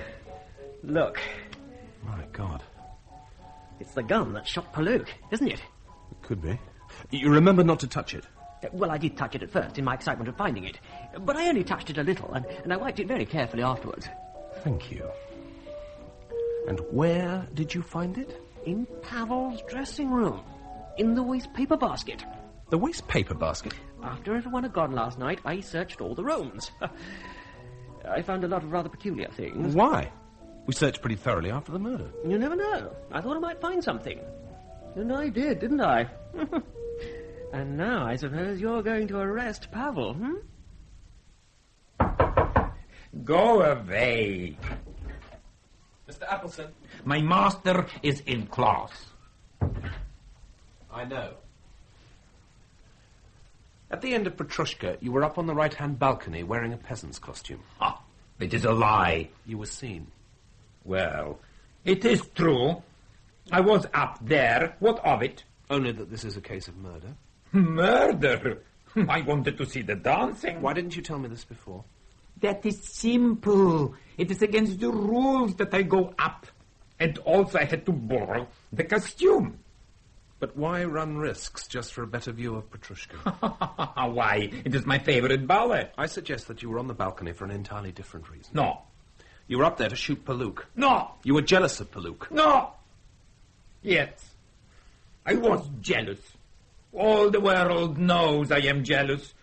Oh, many times I could shoot Paluk with pleasure, but I did not shoot him. I was not on the balcony when Paluk died. I was in the wings. There will be people who see me. I never said you shot him. I only said you went up there to shoot him. And you admit that, don't you? I admit nothing. You had a gun with you, didn't you? Oh, you know that. I do. Now. You police. You know everything. Almost everything. So much that you cannot help yourself or Pavel by hiding anything, no? You suspect Pavel? We suspect nobody. All we want is facts. Well, all right. I tell you everything, but remember that Pavel did not do it. You see, he see me, you understand, on the balcony when he was dancing, and he knew I had come to kill Paluk. So when he makes his exit, he rushes round and takes away my gun and sends me away. So you see, I did not do it, and Pavel did not do it either, for he has to come down quick to take his curtains. We have witnesses that he took his curtains. Ha ha. By the way, has Pavel still got that revolver? Most certainly. May I see it? But why not? Thank you. Not been fired, I notice. Naturally.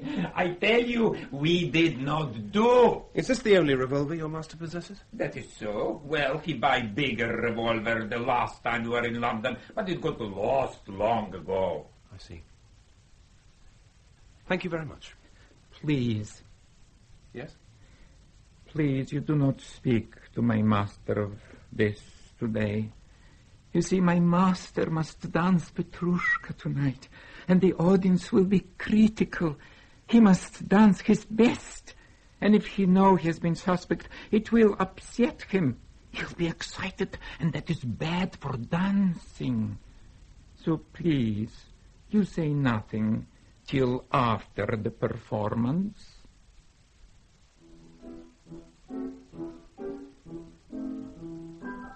Inspector. I want to see Mr. Stroganoff. He's auditioning. That's it! Leave your name, your address. Next!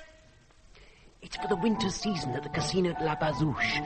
What happens, you see, is that Madame Arenskaya stands at the side of the stage frightening all the girls into fits. Then Stroganoff tells them all to go away again. Doesn't he accept any of them? Oh, sometimes. You know, it's a funny thing. He only seems to take the ones I don't like. I'll say! Your address! Your name?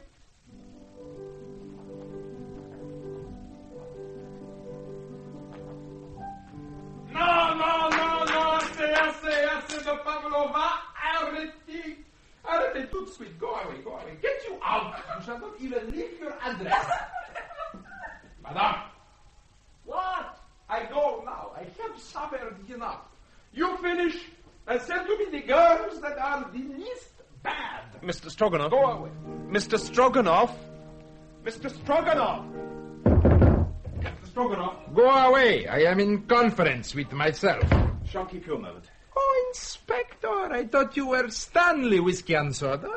There isn't any. No. All right, then we have Russian tea. Please don't trouble. I don't want any. But me, I want it. I want very, very much. Hello. Stage door. Hello? Hello. I want 3 spoonfuls of the best Souchon.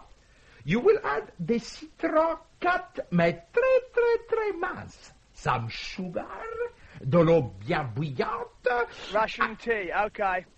Good. So, Inspector, good mornings. You have come to thank me for my lac de signe, you know. All right, I listen while you tell me how much you like. I'm afraid I'm here to investigate Paluk's death. Still? Me, I hardly recall it. It is regrettable, but the ballet, it must go on. You told me yesterday that you went up on the balcony in the last act. Doubtless you are right, but me, I do not remember. You had seen Appleseed up there.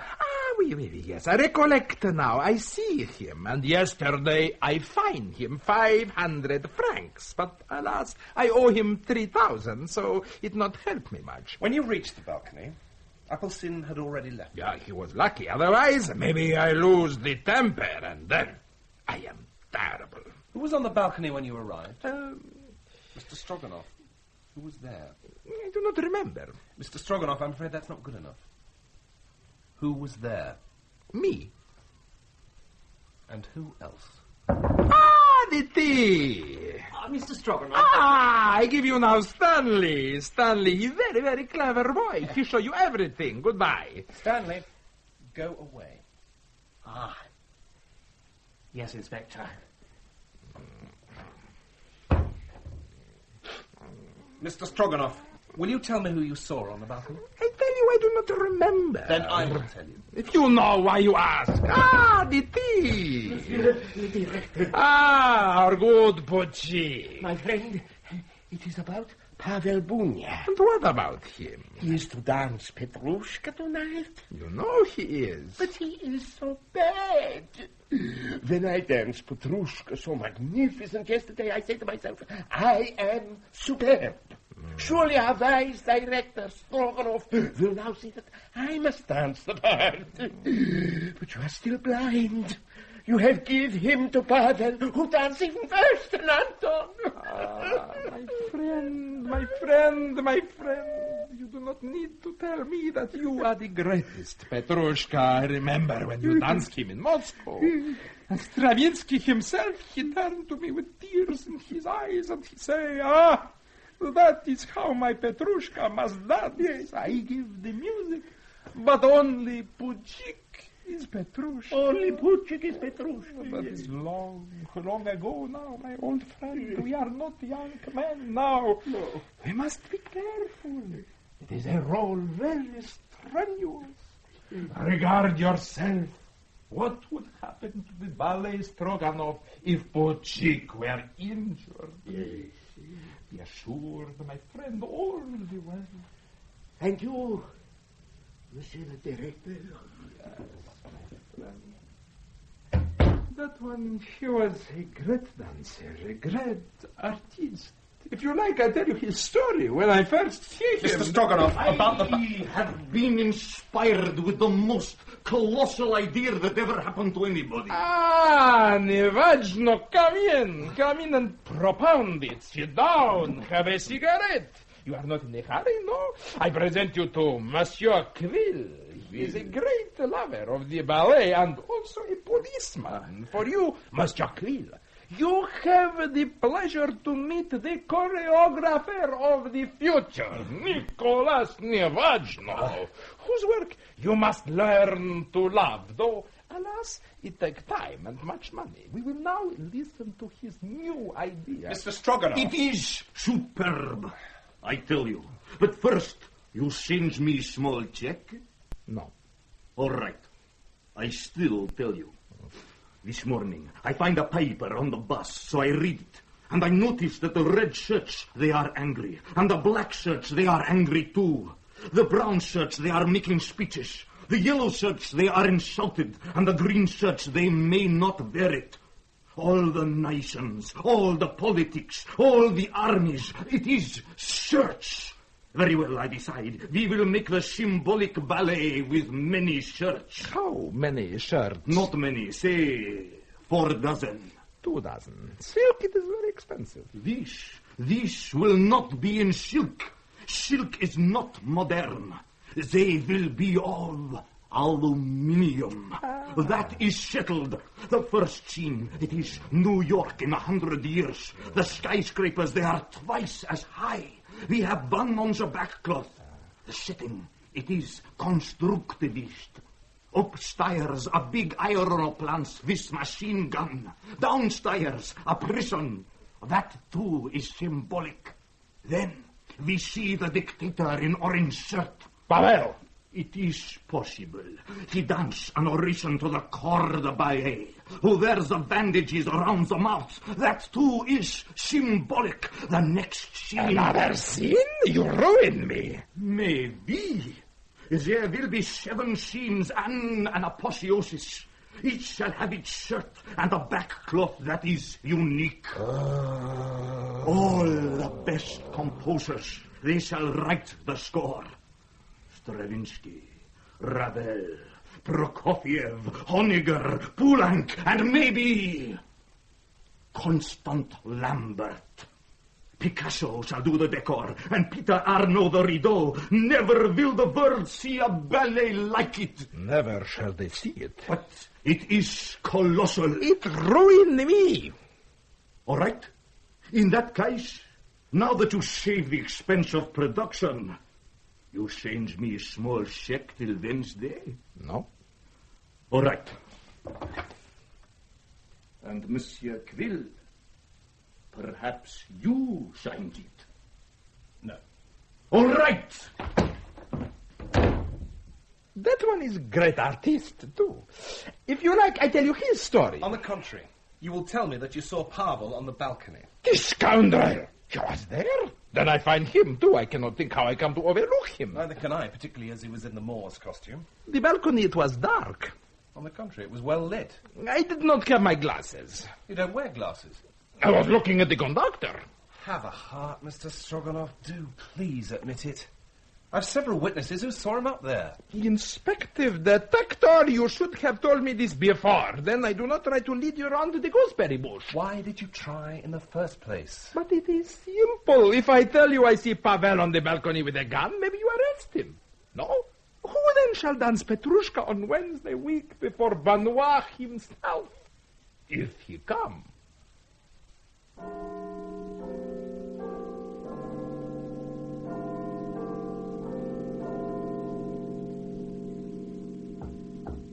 Come. You sent for me, sir? Ah, Quill. Come in. Sit down. I've been reading over your scanty reports, Quill, and it isn't good enough. I'm very sorry, sir. I've been expecting an arrest by now, you know, Quill. I thought it best to be sure than sorry, sir. Especially after last time. Ah, yes, the last time. Your only other major inquiry, if I remember rightly. Yes, sir. Most unfortunate. Look, sir, anyone could have made that mistake.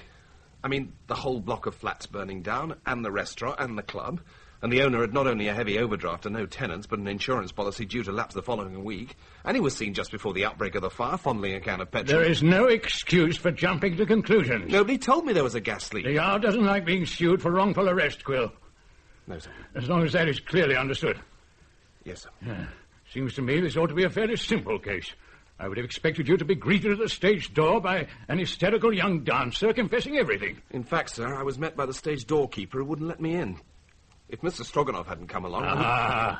They still don't let you in. I beg your pardon? You know, I almost envy you, working amid that fascinating background. It reminds me of the St. Petersburg Pearls case, when I took the divine Aronskaya out to supper.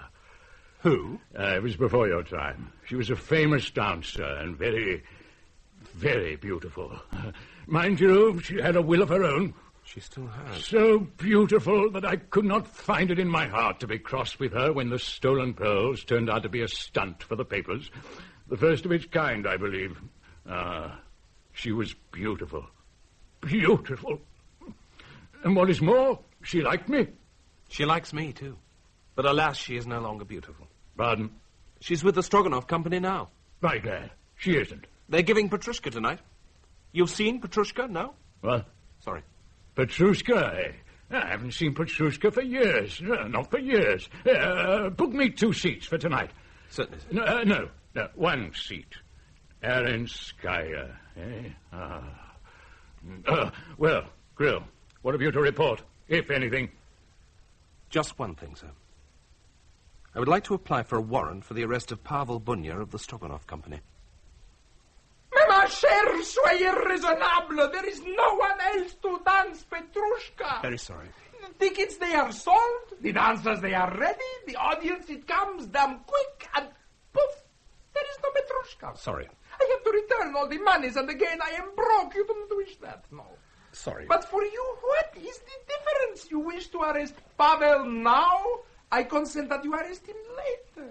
Let us forget our quarrel. It is entirely without precedent to postpone an arrest for the sake of a performance. It is entirely without precedent to take away a Petrushka before he even starts. Sorry.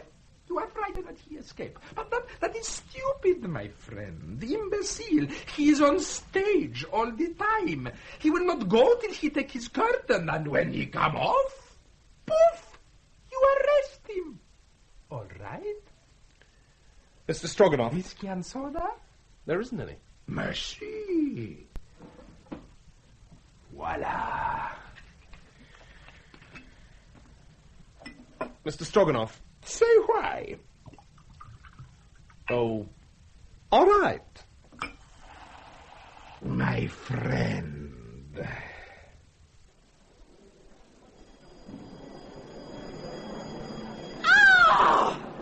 It is my old friend, Jellybags. The divine Aronskaya. Oh, you have got fat. Oh, you, madame, are more fascinating than ever. A small token of my... Oh, orchids, merci. Ah, Monsieur Quill. Good evening, Madame Aronskaya. This is Monsieur Jellybags. His other name, I forget. I know it. He and I were very great friends. Really? But that long ago. I do not think he's so good in bed now. Not at all. Well, I mustn't intrude on this providential reunion. If you'll excuse me, sir, there's someone I have to see backstage. Attendez. Yes. Next autumn, I am 41. What? Impossible. Pas de blague, it is true.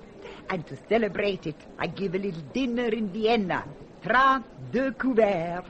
The only woman there, it is me, and the only men, it is my lovers. My husband, he preside.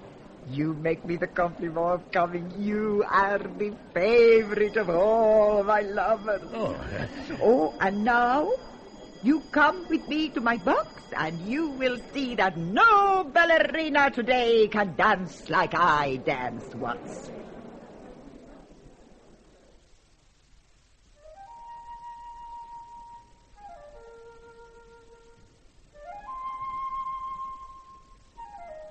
You see, the charlatan calls to everyone to attend. He is about to bring his puppets to life. Yes, I know. I have seen this before. Then the curtains part, and we see the $3 in their little booths. The Moor, he is Kasharanevsky. He will be great dancer one day if you listen to what I tell him. And the little Rubinska, the doll, and Pavel, Petrushka. All are lolling there, just puppets, while the charlatan plays on his pipes, calling to the people to look, listen to the wonders he will show them. But still, the puppets, they loll back. They could be dead, all of them. I teach them well that they must lie there as if they are dead. And now, the charlatan, he pipes for them to come to life. First, the Moor, then the doll, then Petrushka.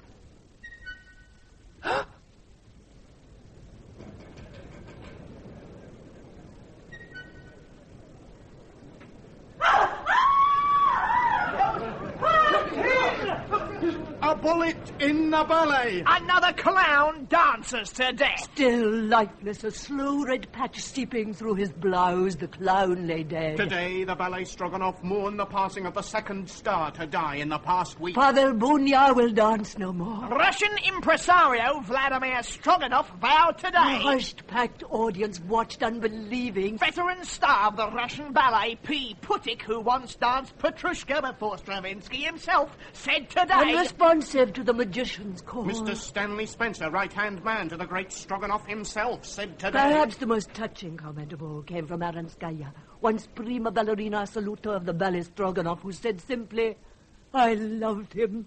Her beautiful eyes swimming in tears. It is a slander. I said I loathed him.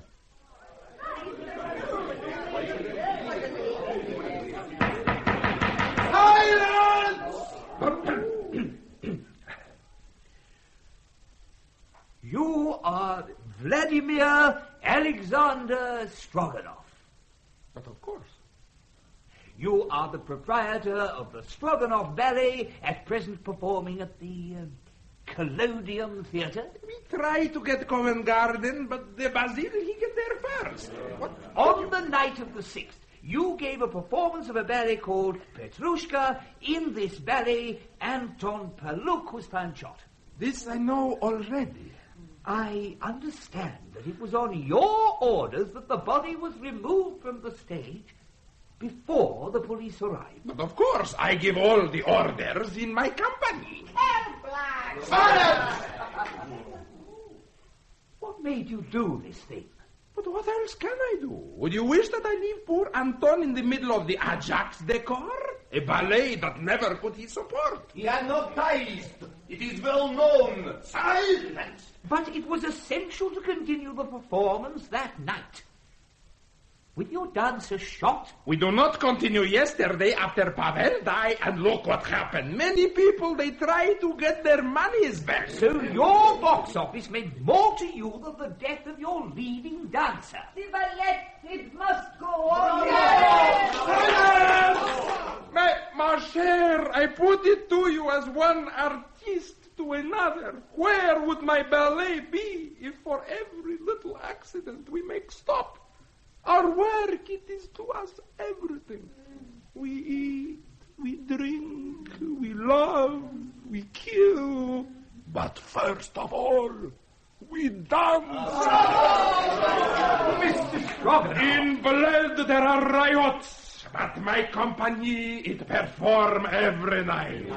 Some town in Mexico, they kill the president in the entr'acte. But the ballet Stroganoff, it ignore. And we give the last act to the new president.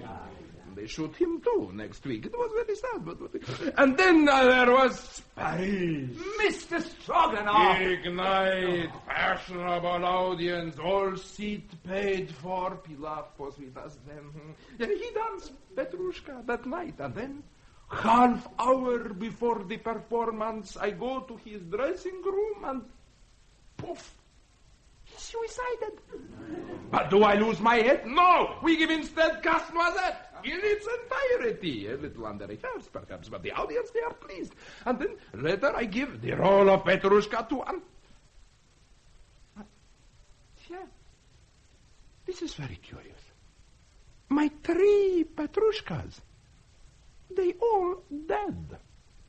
The clown with the cloud of death. They danced Petrushka and died. Bullets, blood. The terrible fate of the 3 crumpled clowns cries to the world for vengeance. The trail of death is set in Paris, city of laughter, city of love. There, huddled in his dressing room. In London, Anton Palouk met his death in full view of a brilliant first-night audience. The second clown a crumpled shape against the deep shadows of a painted world. Behind the curtains of the puppet's booth, Pavel Bunya has met a death more secret, perhaps more terrible than any... Public opinion may question the propriety of giving Petrushka at next Wednesday's gala Stroganoff, but the determination of the management remains unshaken. For all Russians are grown-up children, laughter-loving children. Who will be foolhardy enough to dance this role on Wednesday before the great Benoit himself? Who will be the next Petrushka, the dancers ask each other. And what will happen to him? Who brave enough? Who rash enough? Who? I dance him myself! Mr. Stroganoff, I'd like to hear your own account of Pilaf's death. It was strange that. Very strange. Pilaf, very nice man. He laughed, he joked, the girls, they all like him, and never he asked me for the advance. And then, poof, he suicide. It is the mystery insoluble. Did he, to your knowledge, have any enemies? No, we all love him, except perhaps Nevazhno. Nevazhno? Nevazhno a little cross because Pilaf, he never consent to dance in his ballets. Pilaf old-fashioned and would never dance anything later than Fokin. And that upset Nevazhno? Wow, what would you? Of course, Nevazhno is artist. He live only for his work. To ignore it, to dismiss it as Pilaf did, that is the insult. Nevazhno so hurt with Pilaf that he never even asked him to change his check. Really?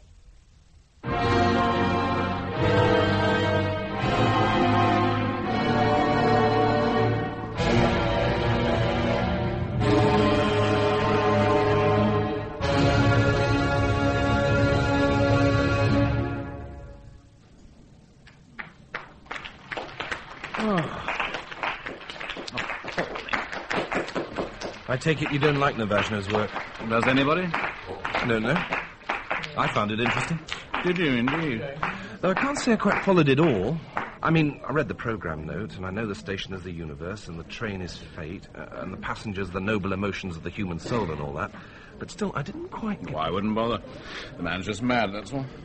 Mad enough to be certified, Doctor? Absolutely. If only I had a ballet-loving colleague, I'd see to it myself. Anything to stop the fellow.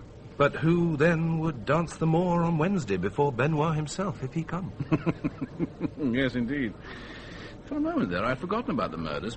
You know, I rather admire the fellow. He hasn't killed a good dancer yet. The man has taste.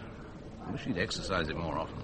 Am I to take it that you believe the Petrushkas were killed because they danced badly? Well, I wish I could believe it. There's the sort of censorship that Ballet Stroganoff needs. It's one of the police theories that these murders might be the work of a madman.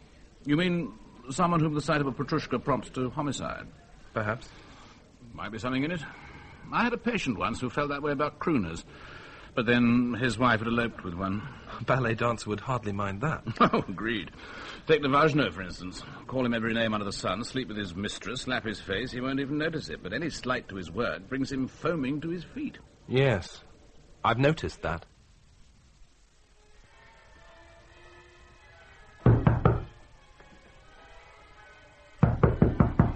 You're wasting your time knocking, you know, Inspector. Sit down! Listen! Mr. Nevazhno? Later! First, we must listen to this. It is to this music that I have the idea magnificent for a ballet. Oh, God. It is called Table d'Hôte, the black cloth. It is a bill of fare. On the left is painted the black jacket of the maitre d'hotel. On the right one, asparagus. And that is the heavy-footed waiter shuffling? On the contrary, that it is the celery. Very interesting. That's quite enough of that. Why you do that? I've heard enough. I'm sick of your universal eaters. But they are symbolic. Appetites, they are universal.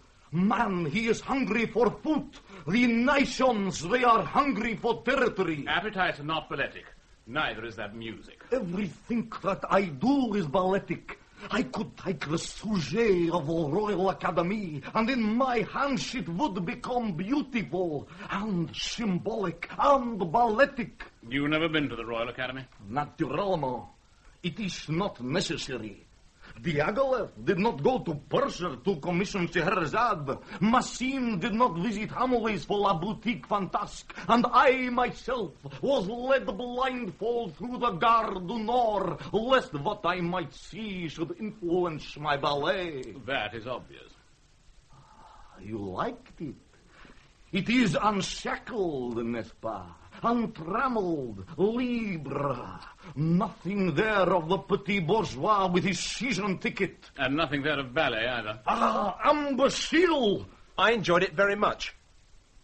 You enjoyed it? This ballet that should shake you to the very soul. This ballet that is an abyss of all suffering, that is black with the despair of the world and the futility of endeavor. You enjoy it. Very much. No doubt you enjoy also Sylphide and Petrushka. Yes. Well, they're real ballets, though not, of course, as performed by the Stroganoff Company. That is a libel! Also, it is not true. From now on, you pay for your seat, and I see to it myself that they sit you behind pillar. I prefer that he do not come to the theater at all. He is Philistine. Without doubt, mon cher. Look. Savagno, I bring you a little present. Champagne and a little caviar to tempt the appetite. Why you bring me this? It is the compliment from one artist to another. You signs me a small check? Assurément, of course. Assassin! Mais non! Merci! All is now clear. I understand everything. All this champagne, all this artiste to artiste, it is to murder me. Do you deny that it is to ask me to dance Petrushka that you have come here? Mais, mon cher, there is no danger. And as Petrushka, you will be superb. I shall not be superb. It is a role I do not covet. The ballet, it is old-fashioned, and the symbolism, it is for the children. And if you dance this for me, I produce for you the ballet of 1,000,000 shards. No, not the church. That was last week. Now I work on new idea. Table d'Hôte. It is magnificent. I play the music now. Listen. Later you dance Petrushka, and I produce that too. What will it benefit me if I am dead? To die for your art. It is the greatest thing of all. There I agree. To die for Gare du Nord. That is the death glorious. Willingly would I sacrifice myself. But to die for Petrushka, that is merely silly. The ballet of the future, it need me too much. You obstinate yourself. Take your champagne. Take your caviar. Take your foie gras. Never will I dance that role très ridicule. Champagne! What is it that we celebrate? Mon Chambon, it is my favorite. I drink to you, my darling. Where are the glasses? There aren't any. It matters nothing. To what is it you say we drink? We drink to nothing. Oh! And now I have no champagne to take to Kasha. It is his birthday? No, it's the Stroganoff idea of a Petrushka. No. He will not need coaxing, that one. He put art before everything. He is very young to die. The police have the situation well under control, Mr. Pucci. He will die, the poor young man. He must not die, Monsieur le Detective. Attendez. He is a dancer of great promise. Oh, yes. And when I have taught him that he must not bend the knee when he do the arabesque, nor pinch the arms for the tour en l'air, and some dozen other little trifles, he will be dancer complete. So you must guard him with your life. Of course. Or else I will scratch your eyes out. New star to dance Petrushka. Young dancer in fatal role. My art is to me everything, said Kasha Radnievsky to me this morning. I would give my life to dance this role. It is every dancer's dream. Detective Inspector Quill, in charge of the investigation, who will be remembered from the notorious arson case last year in which Scotland Yard was successfully sued for wrongful arrest, this morning refused to comment. An exclusive interview. Madame Robinska, mother of the rising young star of the ballet Stroganoff, said, Kasha will pull through, never fear. Besides, my daughter will be dancing with him. It is her greatest role. It is not true that she will sacrifice her art to marriage. My daughter is the greatest dancer since Pavlova. This afternoon, the last rehearsal of Petrushka, the Ballet of Death, was held behind locked doors at the Collodium Theatre. The dance of death was performed by a company stricken with terror, surrounded by a detachment of eager young constables, recalled from our pedestrian crossings to guard over Kasha Radnievsky on the famous set.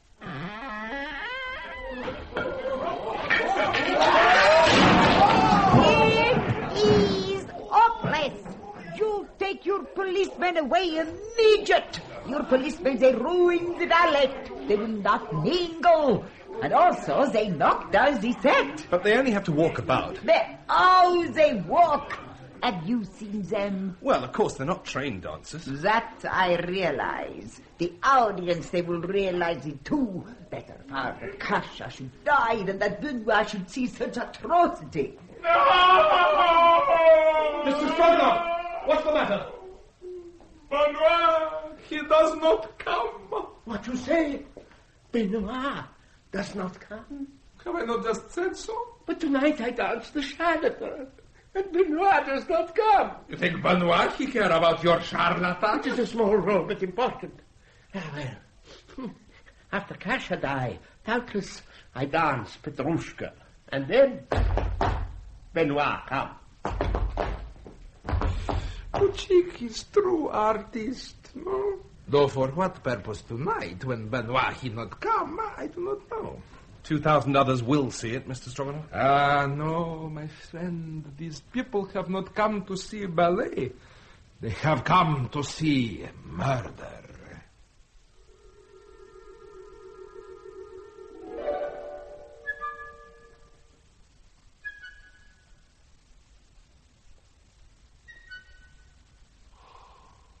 Thank God he's still alive.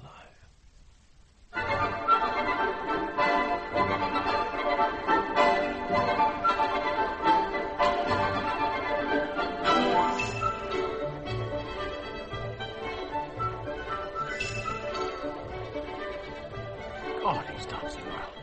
He is superb. He will be the best Petrushka the Ballet Stroganoff has ever seen. You think so? Have I not said so? Mon Dieu, a star is born to the Ballet Stroganoff.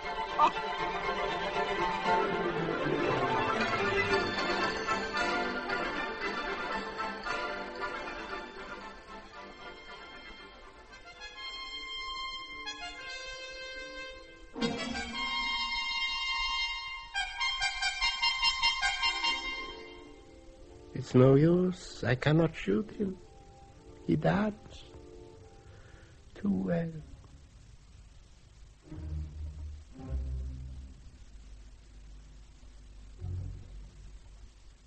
My friend, what would you? My poor Pucik, he is not le vrai assassin. He kill for his art. Petrushka, it was to him his life. He was with Fokin when he invented to see it dance bad was more than he could bear. It was natural that he should think that he alone in the ballet Stroganov could bring to the role all that is demanded. So he decided that all who dance Petrushka shall die, until in the end only he, Puchik, is left to take the role. But when the time come, Kasha has danced the role very, very well. He sees Petrushka is safe while Kasha he is with us. For himself, he cares no more, and so he does not shoot.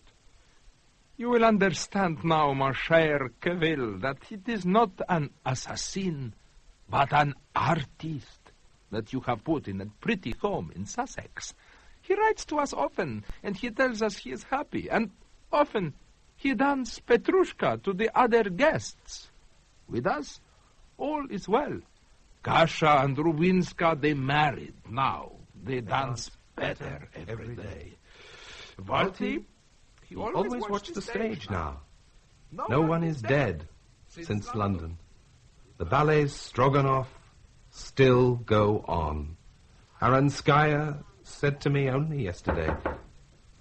Yes? Excuse me, sir. Oh, sorry. Just reading a letter. What is it? I have that witness outside, sir. Ready to make a statement. What witness? About that stolen laundry van, sir. Oh, yes.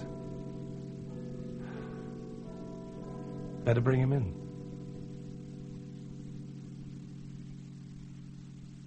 A Bullet in the Ballet by Carol Brahms and S.J. Simon.